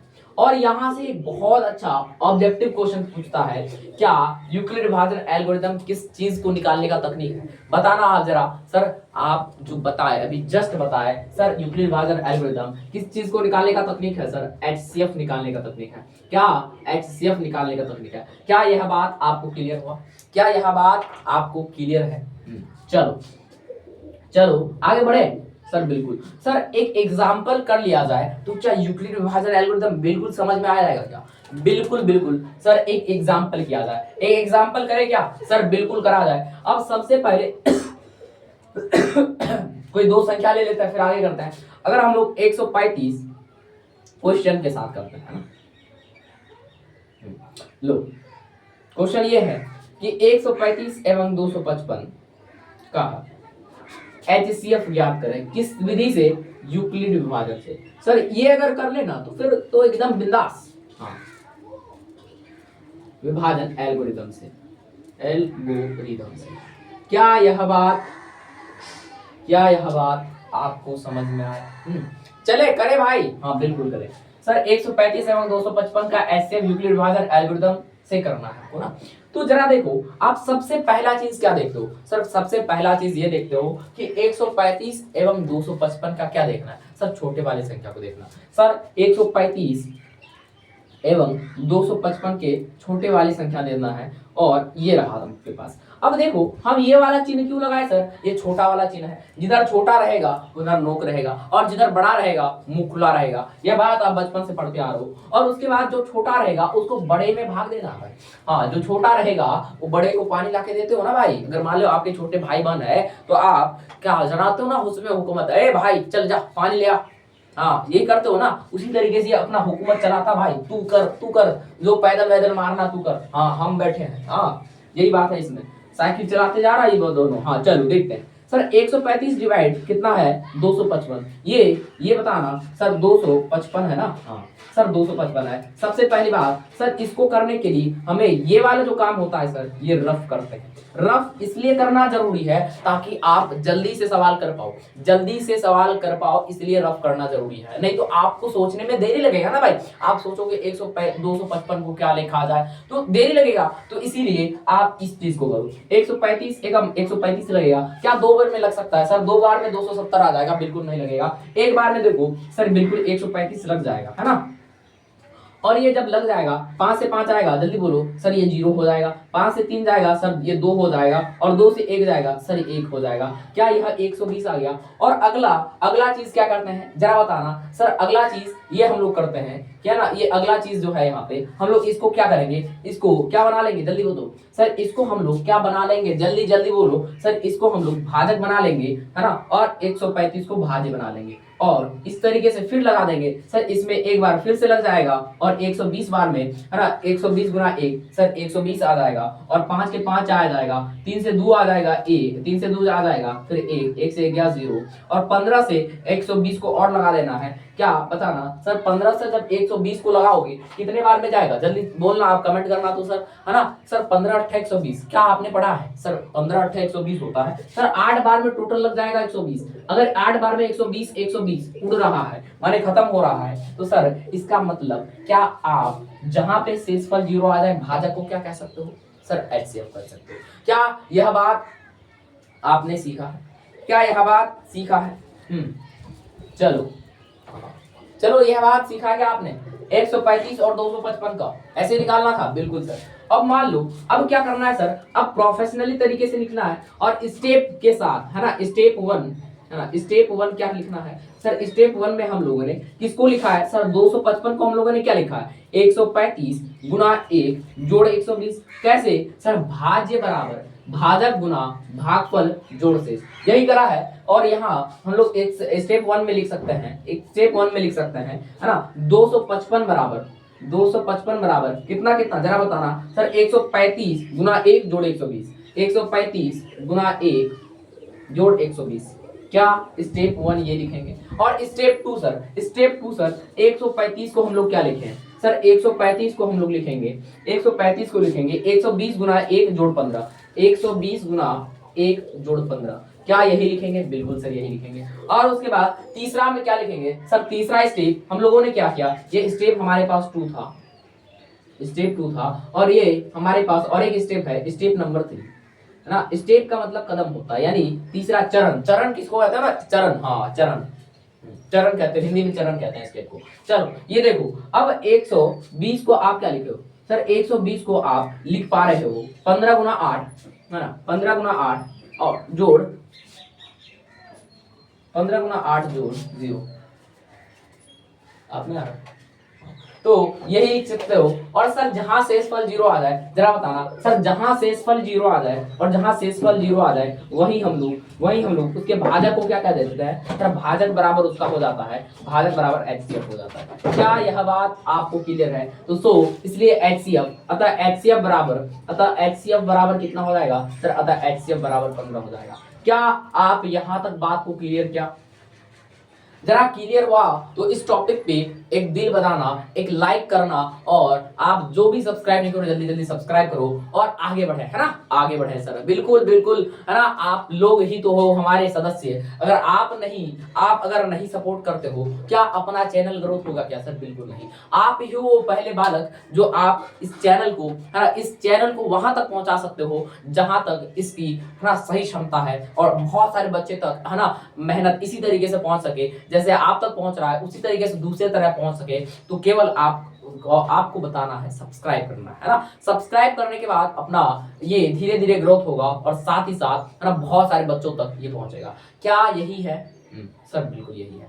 क्या यही है? सर बिल्कुल यही है। क्या आगे बढ़े? है ना, बिल्कुल आगे बढ़ते हैं। क्या आगे बढ़े भाई? जरा बताना रे, क्या आगे बढ़े? सर बिल्कुल आगे बढ़ा जाए। और आगे बढ़ने के साथ साथ हम लोग जरा एक चीज करें क्या, हम लोग?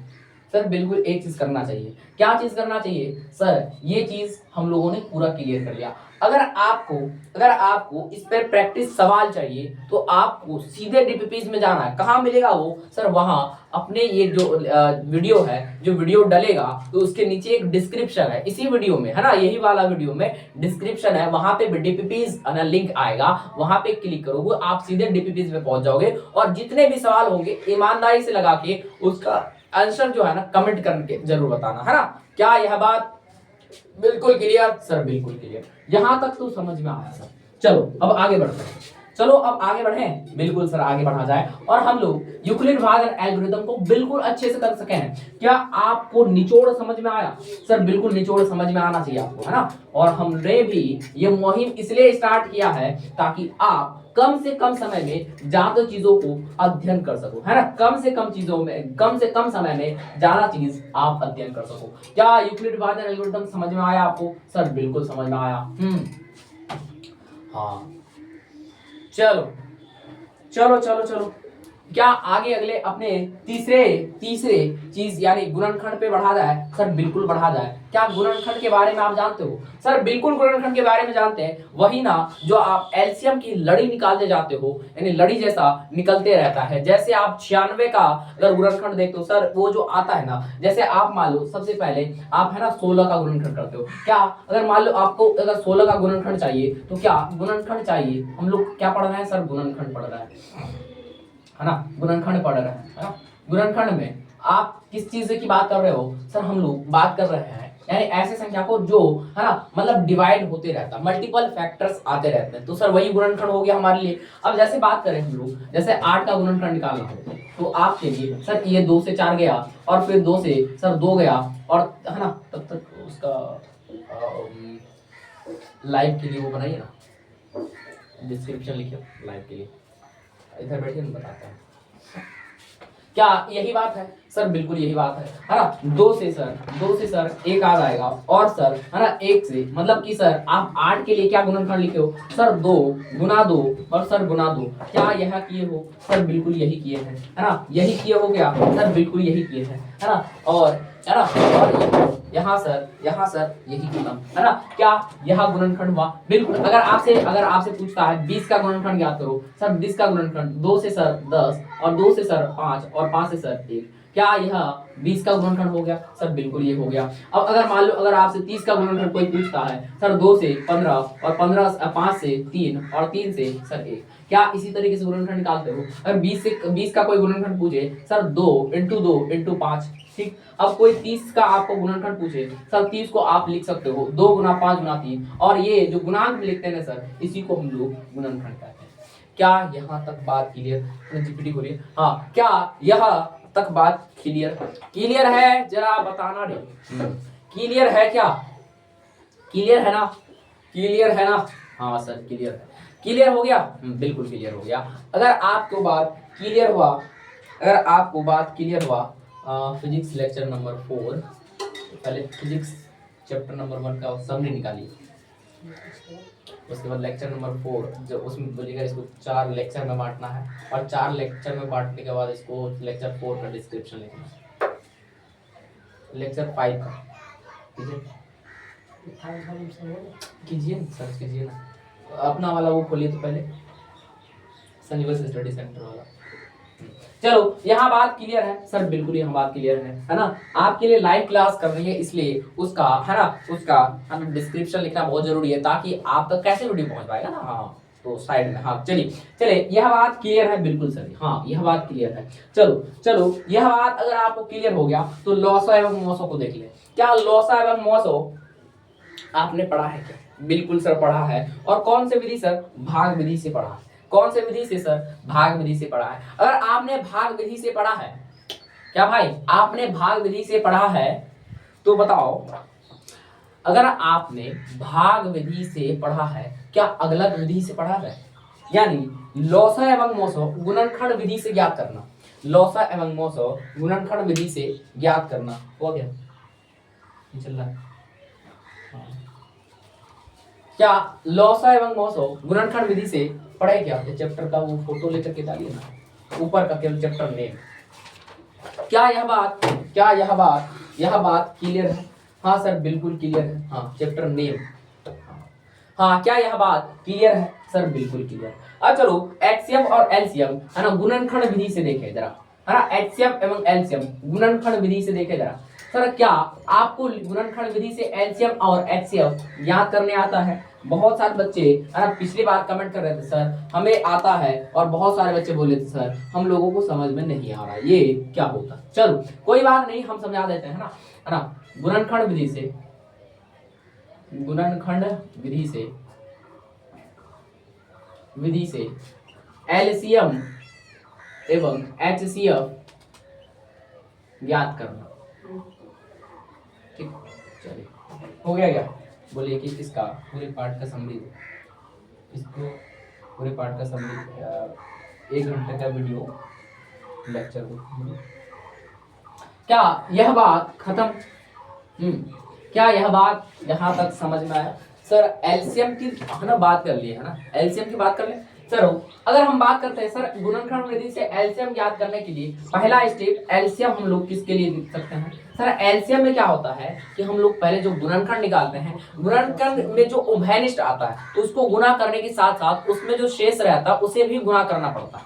एलसीएम के लिए आप ये जानते हो, और एचसीएफ के लिए क्या जानते हो? सर एचसीएफ के लिए, सर एचसीएफ के लिए है ना केवल जो उभयनिष्ठ आता है, जो कॉमन आता है उसी को लेते हैं। क्या एक सवाल करें इस पे, मजा आ जाएगा। हाँ चलो सवाल करते हैं। जैसे 12 और 96 का, जैसे 12 और 96 का आपको लॉसो भी निकालना है और मौसो भी ज्ञात करना है। लॉसो एवं मौसो दोनों ज्ञात करना है ना। लॉसा एवं मौसो दोनों ज्ञात करना है। सर लॉसा एवं मौसो ज्ञात करना किस तरीके से? सर अभी गुणनखंड विधि हम लोग ने देखा है सर, जैसे 12 का गुणनखंड विधि, यानी 12 का गुणनखंड अगर देखा जाए सर 12 को हम लोग 2 से करेंगे सर 6 आएगा, 2 से करेंगे सर 3 आएगा, और 3 से करेंगे कितना आएगा सर 1 आएगा। और ऐसा आया तो आप 12 को क्या लिख सकते हो? सर 12 को हमने क्या क्या लिखा सर? 2 into 2 into 3 यही लिखा हमने क्या सर? बिल्कुल यही लिखा। अब ये लिखा तो अब हम लोग 96 का 12 जरा देख ले सर। 96 का जब आप करोगे, 96 का आप जब करोगे जरा देखना सर, आप 2 से लगा सकते हो सर। 2 4 जा 8 है ना, और 2 8 जा 16, फिर 2 से 2 2 जा 4 और 2 4 जा 8 यही बात सर। फिर 2 से करते हो 2 1 जा 2 और 2 2 जा 4, और 2 से करते हो 2 6 जा 12 और 3 से करते हो 3 2 जा 6, और 2 से करते हो क्या फिर लग जाएगा क्या? बिल्कुल लग जाएगा। 2 1 जा 2 लग जाएगा, 2 1 जा सर 2 लग जाएगा। सर ऐसी स्थिति में जरा बताना क्या आप 96 का गुणनखंड क्या लिख सकते हो? सर 96 का गुणनखंड हम लोग ये लिख सकते हैं। 96 के लिए sir 2 into 2 into 2 into 2 into 3 into 2 यही लिख सकते हैं। क्या यही लिख सकते हैं? सर बिल्कुल यही लिख सकते हैं। और जब ऐसे लिख सकते हैं तो 12 को हमने क्या लिखा सर? 12 को हमने लिखा 2 गुने 2 गुने 3। फिर 96 को हम लोगों ने क्या लिखा सर? 96 को हम लोग 2 गुना 2 गुना 2, 2 गुना 2 गुना 2, ठीक। उसके बाद फिर 2 गुना 2 गुना 3 यही चीज क्या इसको इधर कर दिया ताकि आसान रहेगा हमारे लिए, है ना। चलो चलो है ना, यहां तक लिखा। और एलसीएम के लिए अगर हमें सबसे पहले क्या ज्ञात करना भाई? एलसीएम। ये सब रफ चीजों में करना था। हाँ एलसीएम के लिए सर सबसे पहले तो इसमें कॉमन देखो आ रहा है क्या? अब कीजिए लेक्चर 5 में, लेक्चर 5 लेक्चर में पार्ट करेगा। हाँ चलो एलसीएम, एलसीएम की बात करें सर एलसीएम निकालने के लिए सबसे पहले कॉमन देखो सर, कॉमन 2 है यहाँ पे, सर कॉमन 2 है, यहाँ जोड़ा लगाना है सर, बिल्कुल जोड़ा लगाना है। और सर यहाँ पे कॉमन 3 है, क्या यही है सर? ये सारी चीजें जब आएगी तो इस चीजों को क्या करना है जरा बताना सर, इन चीजों को जरा गुना करो तो, एलसीएम के लिए जरा गुना करो तो सर 2 इंटू 2, जो उभयनिष्ठ हो रहा है पहले उसको ले लो सर, इंटू 3, क्या यही लिए सर? जो उभयनिष्ठ से बच गया उससे भी गुना करना है, जैसे sir into 2 into 2 into 2। Sir अब करो सबको गुना करो सर, सबको गुना करने पे क्या आएगा सर? 2 दूनी 4, 4 तीन 12, 12 दूनी 24, 24 दूनी 48, 48 दूना कितना सर 96। एलसीएम कितना आएगा सर? एलसीएम 96 आएगा। एलसीएम कितना? एलसीएम सर 96 आया। क्या यह बात क्लियर है? क्या यह बात क्लियर है? अब अगला स्टेप एचसीएफ के लिए, एचसीएफ के लिए एलसीएम कितना आया सर? एलसीएम 96 आ गया हमारे पास। एचसीएफ सर, एचसीएफ के लिए हम लोग केवल उन चीजों को लेते हैं जो केवल कॉमन होता है सर, जैसे यहाँ 2 कॉमन है, 2 कॉमन है सर, जैसे यहाँ 2 कॉमन है, फिर 2 कॉमन है, फिर यहाँ 3 कॉमन है, फिर 3 कॉमन ले लिए और सबको मल्टीप्लाई कर दो सर, 2 इंटू 2 4, 4 इंटू 3 सर 12। क्या यहाँ तक क्लियर? और यही हमारे पास एचसीएफ हो गया। क्या यहाँ तक क्लियर? गुणनखंड विधि से एलसीएम एवं एचसीएफ ज्ञात करने में कोई दिक्कत होगा क्या? बिल्कुल भी नहीं होना चाहिए, बिल्कुल भी नहीं होना चाहिए मेरे दोस्त, हाँ बिल्कुल भी नहीं होना चाहिए, है ना। अब लेक्चर 5 के लिए एसईओ फ्रेंडली डिस्क्रिप्शन लिखिए। क्या हाँ बिल्कुल है, ये लेक्चर 5 दिया है।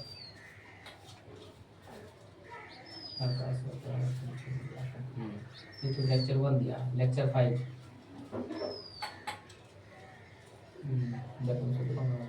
हाँ ये वाला, इस पे डिस्क्रिप्शन में लिख लीजिए। क्या यह बात क्लियर है?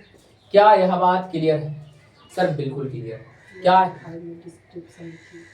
ना यह बात समझ में आता है सर? बिल्कुल समझ में आता है यह बात, हाँ अच्छे से समझ में आता है। चलो, क्या हम लोगों ने यहाँ तक समझ में आ गया? बोलो रे भाई, क्या यहाँ तक समझ में आया? और आपको पता है ना प्रैक्टिस क्वेश्चन कहाँ मिलेंगे सर? इसी वीडियो का डिस्क्रिप्शन में मिलेगा, जो आपको वहाँ पर डीपीपीज का लिंक मिलेगा, और डीपीपीज का लिंक जैसे ही खुलेगा तो आपको रिडायरेक्ट एक आपको क्या होगा, एक पीडीएफ खुलेगा, और डायरेक्ट पीडीएफ खुलने पे आपको क्या करना है, और आपको वो चीज़ जैसे ही आप वहाँ खोलोगे तो आपको बहुत सारी चीज़ें है ना आपको फ्री में अवेलेबल है, वहाँ पे आप सीधे उसका सवाल लगा सकते हैं। क्या यह बात क्लियर है ना? क्या यह बात क्लियर हो गया? YouTube SEO फ्रेंडली, हाँ चले यह बात समझ में आया? चलो है ना भाई, हाँ चलो चले आगे बढ़े। सर हम लोगों ने इस चीज को भी कर लिया। अब लॉसो एवं मोसो की कुछ प्रॉपर्टीज होता है, उस लॉसो एवं मोसो की प्रॉपर्टीज को देख लेंगे, जरा देख लिया जाए सर, बिल्कुल जरा देख लिया जाए लॉसो एवं मोसो की प्रॉपर्टी। क्या हाँ क्या क्या भाई बोल रही भाई, तुम लोग को पढ़ाते पढ़ाते मार कर भी बोलना है भाई, खाना खिलाइए भी दे, हाँ खाना भी खिलाना पड़ेगा ना, चले फिर बिना खाना के यूं ना चले, हाँ जैसे आप नहीं चलते हो ना, हाँ वैसे ये भी नहीं चलता, हाँ बस हो गया भाई, ज्यादा नहीं खिलाते फिर बकोर देता है। बकोरने का मतलब समझते हो आप? हाँ आपके डिस्ट्रिक्ट में बकोरना को क्या कहते हैं? वो जो छोटा बच्चा होता है ना, दूध पिया बच्चा, जैसे उसको ज्यादा दूध मिलता है तो क्या होता है, हाँ बाहर निकाल देता है ना, वैसे ये है दूध पिया बच्चा। डिस्क्रिप्शन SEO फ्रेंडली, हाँ क्या यह बात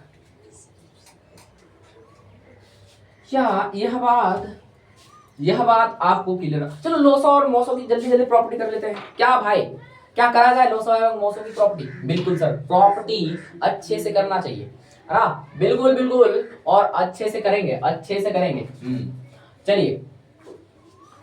चलिए क्या है लॉसो एवं मोसो की अच्छे से प्रॉपर्टी कर लेते हैं। सर लॉसो मोसो की प्रॉपर्टी देखा जाए सर, लॉसो एवं मोसो की प्रॉपर्टी, लॉसो एवं मोसो। सर लॉसो एवं मोसो में ऐसा क्या खास बात है? बिल्कुल खास बात है भाई, दिया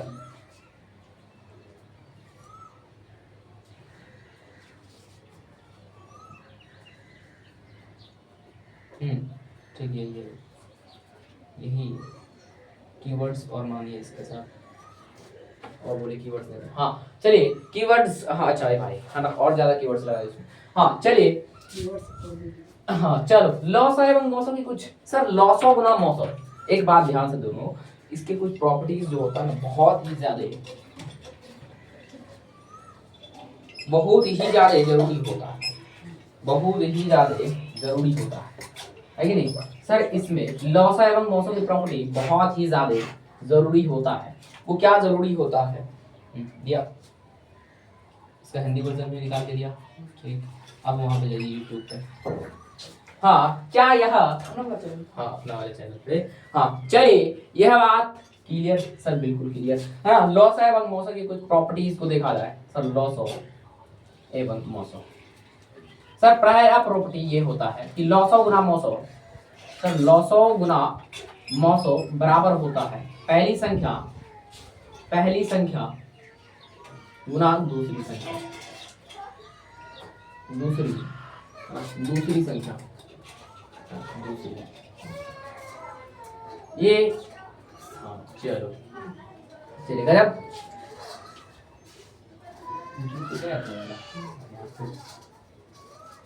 लाइट क्लियर कीजिए इसे। हाँ यहाँ पे आपको पहले वो एक मिनट, हाँ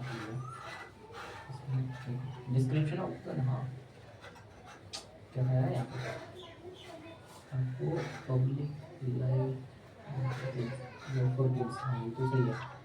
और आगे क्या होगा, इसको सेलेक्ट करना है। हाँ यहाँ पे लिखिएगा, वहाँ से सबसे अच्छा कैची टाइटल लिखवा लीजिए वहाँ पे लेक्चर 5। हाँ चलिए चलो, ये चीज पहला रहा सर, लॉसो बराबर क्या रह जाएगा सर, लॉसो बराबर हमारे पास रह जाएगा है ना, पहली संख्या गुना दूसरी संख्या और बटा में है ना, बटा में सर मौसो आएगा। बटा में क्या आएगा सर, मौसो आएगा सर, पहली स्थिति ये हो गया। फिर मौसो बराबर क्या हो जाएगा, देखो ये कुछ प्रॉपर्टीज आपको ध्यान में रखनी है। ये ब्रह्मास्त्र प्रॉपर्टी है, ये प्रॉपर्टी अच्छे से याद होनी चाहिए, अच्छे से याद होनी चाहिए, क्लियर दिमाग में घुस जाना चाहिए। सबसे बेस्ट उसमें बताइए ढूंढने के लिए। हाँ और मौसो बताइए, मौसो सर, मौसो क्या होगा सर, मौसो पहली संख्या गुना दूसरी संख्या, मौसो है ना क्या होगा, पहली संख्या गुना दूसरी संख्या। चलिए अपवंश में सर लॉसो हो जाएगा, अपवंश में क्या हो जाएगा सर, लॉसो हो जाएगा। और ये रहा सर दूसरी प्रॉपर्टी नंबर 1, प्रॉपर्टी नंबर 2, और ये है गोल्डन प्रॉपर्टी। कैसा, गोल्डन, सुनहरा, बिल्कुल। और तीसरी प्रॉपर्टी ये है कि अगर आपको पहली संख्या निकालना है तो पहली संख्या के लिए क्या करना होगा, जल्दी बोलो सर, लॉसो गुना मौसो। अपवंश में क्या आएगा, जल्दी बोलो सर, अपवंश में आएगा दूसरी संख्या, दूसरी संख्या। और अगर आपको दूसरी संख्या निकालना हो सर, अगर आपको दूसरी संख्या निकालना हो तो आपको करना है लॉसो, उसमें बेस्ट बोलिए, इसमें और बेस्ट, हाँ मौसो, लाइट के लिए मौसो, लॉसो इंटू मौसो अपवंश में पहली संख्या की। यह बात क्लियर है सर, बिल्कुल क्लियर है। क्या आपने चारों प्रॉपर्टी को ध्यान से देखा क्या? अब अगर इस पे कोई सवाल आता है आप कर लोगे क्या? एक सवाल करके बताया जाए आपको? चलो एक सवाल बता ही देते हैं। जैसे अभी जस्ट हमने 12 और 96 लिया था, पहला और दूसरा संख्या है ना, इसका एलसीएम कितना आया था सर? इसका एलसीएम 96 आया था और एचसीएफ 12 आया था, यानी पहली संख्या गुना दूसरी संख्या। क्या यह प्रूफ होता है? जरा देखो सर, लॉसो हमारे पास उसका कितना आया था, जरा बताना सर। लॉसो हमारे पास आया था 96, मौसो आया था सर हमारे पास 12, ठीक। और क्या पहली संख्या हमारे पास 12 था सर और दूसरी संख्या 96 था। 12 गुना 96, क्या यह इज इक्वल्स होगा सर? बिल्कुल इज इक्वल्स होगा। अगर बिल्कुल यह इज इक्वल्स है तो बता दो जरा बता। हाँ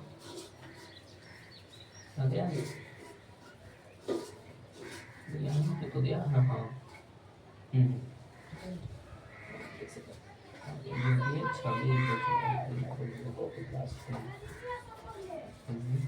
वाला टाइटल वन क्या है? प्रकाश सभी सीधा लिखा नहीं चलता है, लेकिन क्यों जाने सिर्फ 10 मिनट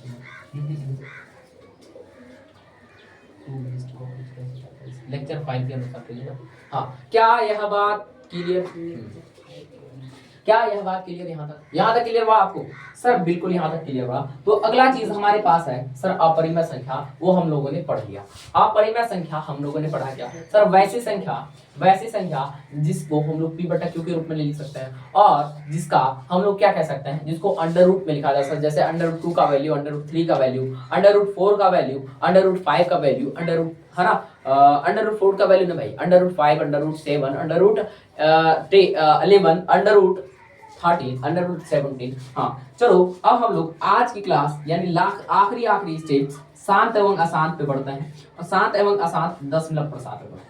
क्या यहाँ तक बात क्लियर है? सर बिल्कुल बात क्लियर है। और इस पे हम लोगों ने है ना सवाल वाला सीरीज डाल रखा है, वहां पे जाके आप सवाल भी करा लेना इसका, है ना, अच्छे से कर लेना भाई।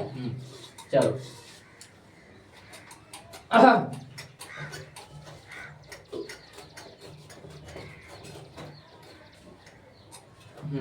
चलो चलो करे सर। दशमलव प्रसार दशमलव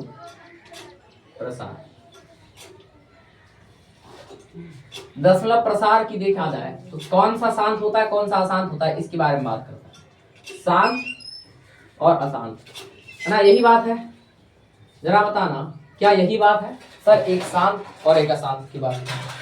दिया अच्छे से अच्छे, जो अच्छा लगे भाई। हाँ क्या क्या है ना, क्या यहाँ तक क्लियर? क्या यहाँ तक क्लियर? क्या यहाँ तक क्लियर हुआ भाई? ठीक, ये वाला सबसे अच्छा कॉपी वहां पर जाके डालना। चले, क्या यह चीज समझ में आया कि दशमलव प्रसार कितने प्रकार के, शांत और अशांत?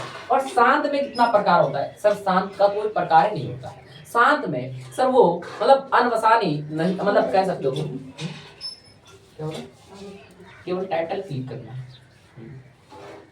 क्या यहाँ पे शांत की बात करो सर? शांत कहने का मतलब ये हो गया कि जब आप जैसे कोई संख्या और आप भाग लगाते हो, जैसे 1/2 करते हो। 1/2 कहने का मतलब ये सर 2/1 करते हो। सर 2/1 कहने का मतलब ये हो गया सर 2/1 कहने का मतलब 2/1 कहने का मतलब 2/1 कहने का मतलब यहाँ तक सही है। अब यहाँ पे आपको कहा गया तो आगे बढ़िए, आगे बढ़ने का ऑप्शन नहीं है यहाँ पे। डिस्क्रिप्शन एक ऑप्शन आता होगा, एक डिस्क्रिप्शन। चलिए इस पे जाके पहले वो कॉपी टाइटल जो किए थे वो कॉपी कीजिए। हाँ, क्या अगर मान लो कि ये वाला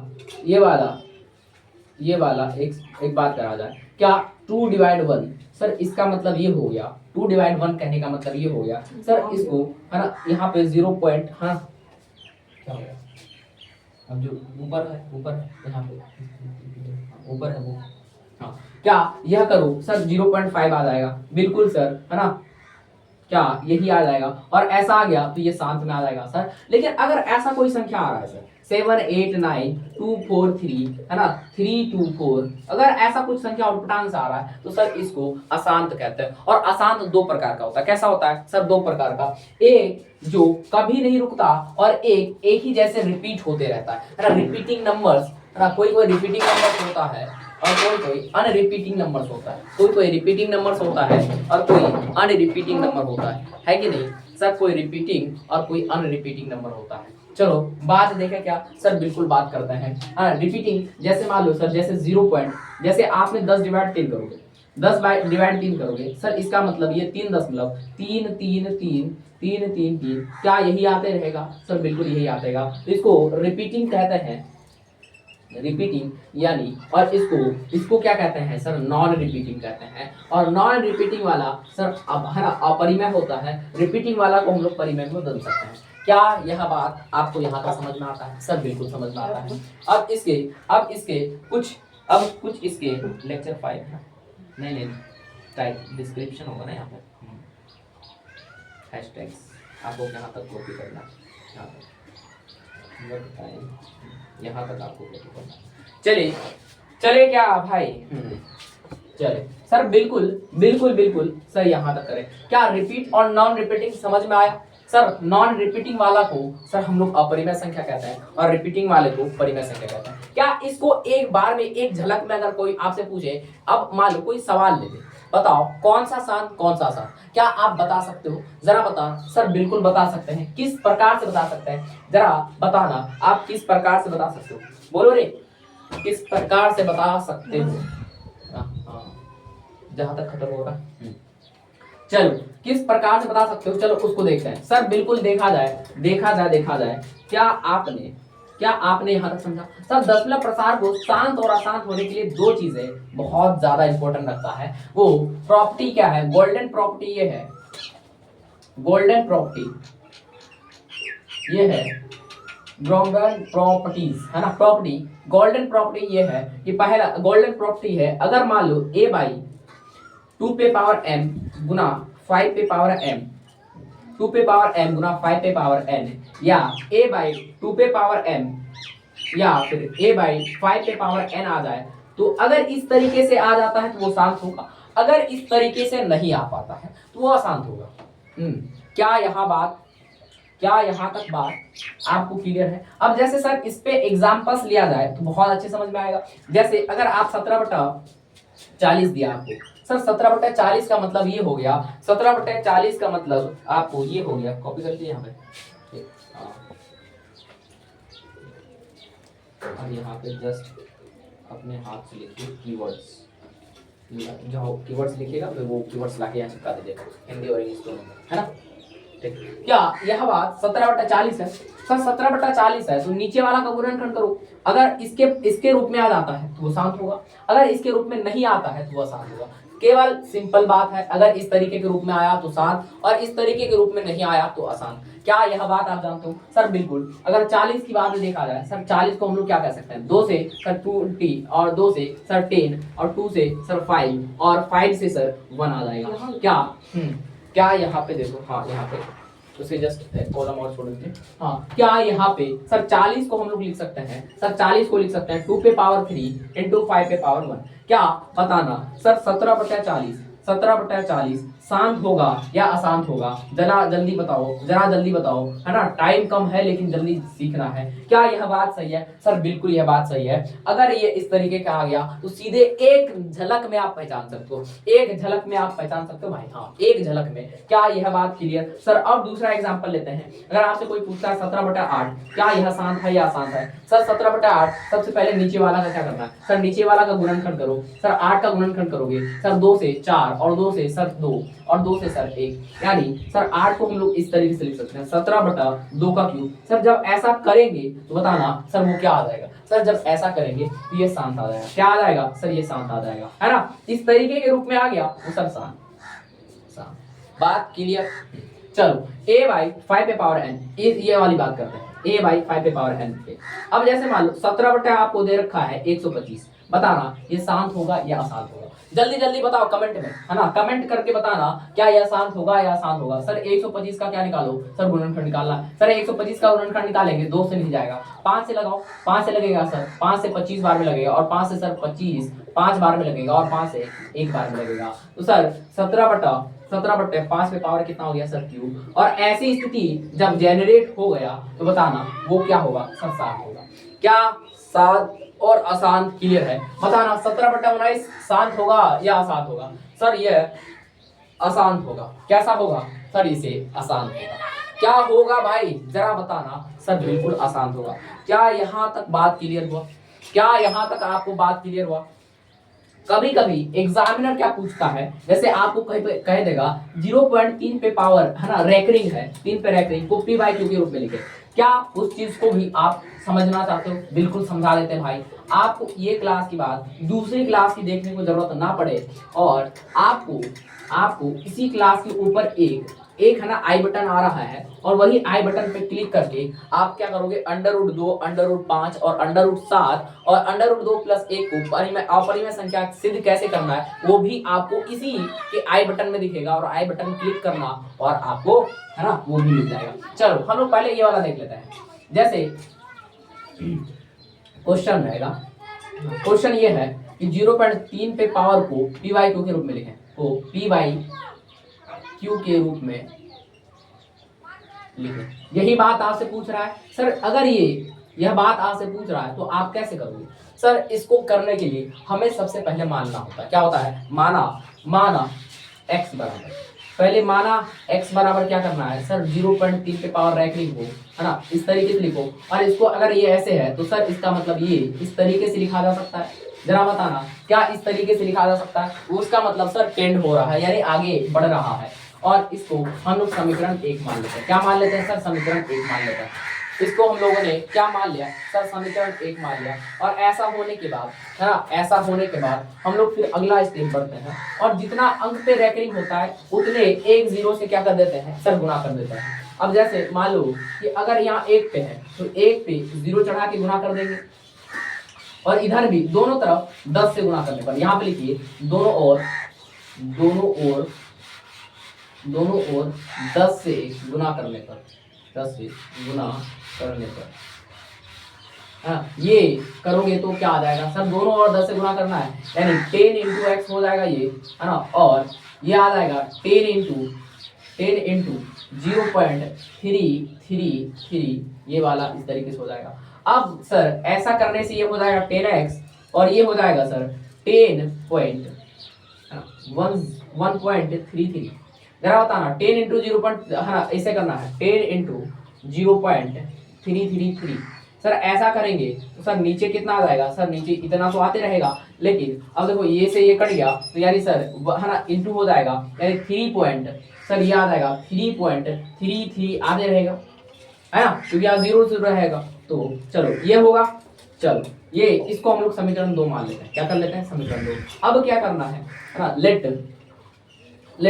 है ना, समीकरण 2 में से, समीकरण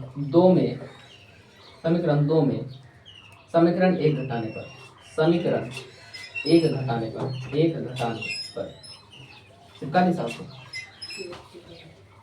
कीवर्ड, केवल इतना ही कीवर्ड था उसमें, है और भी होगा, आप जो मोड किए थे तो और भी होगा ना, बहुत सारा होगा उसमें, देखिए पीछे वाला।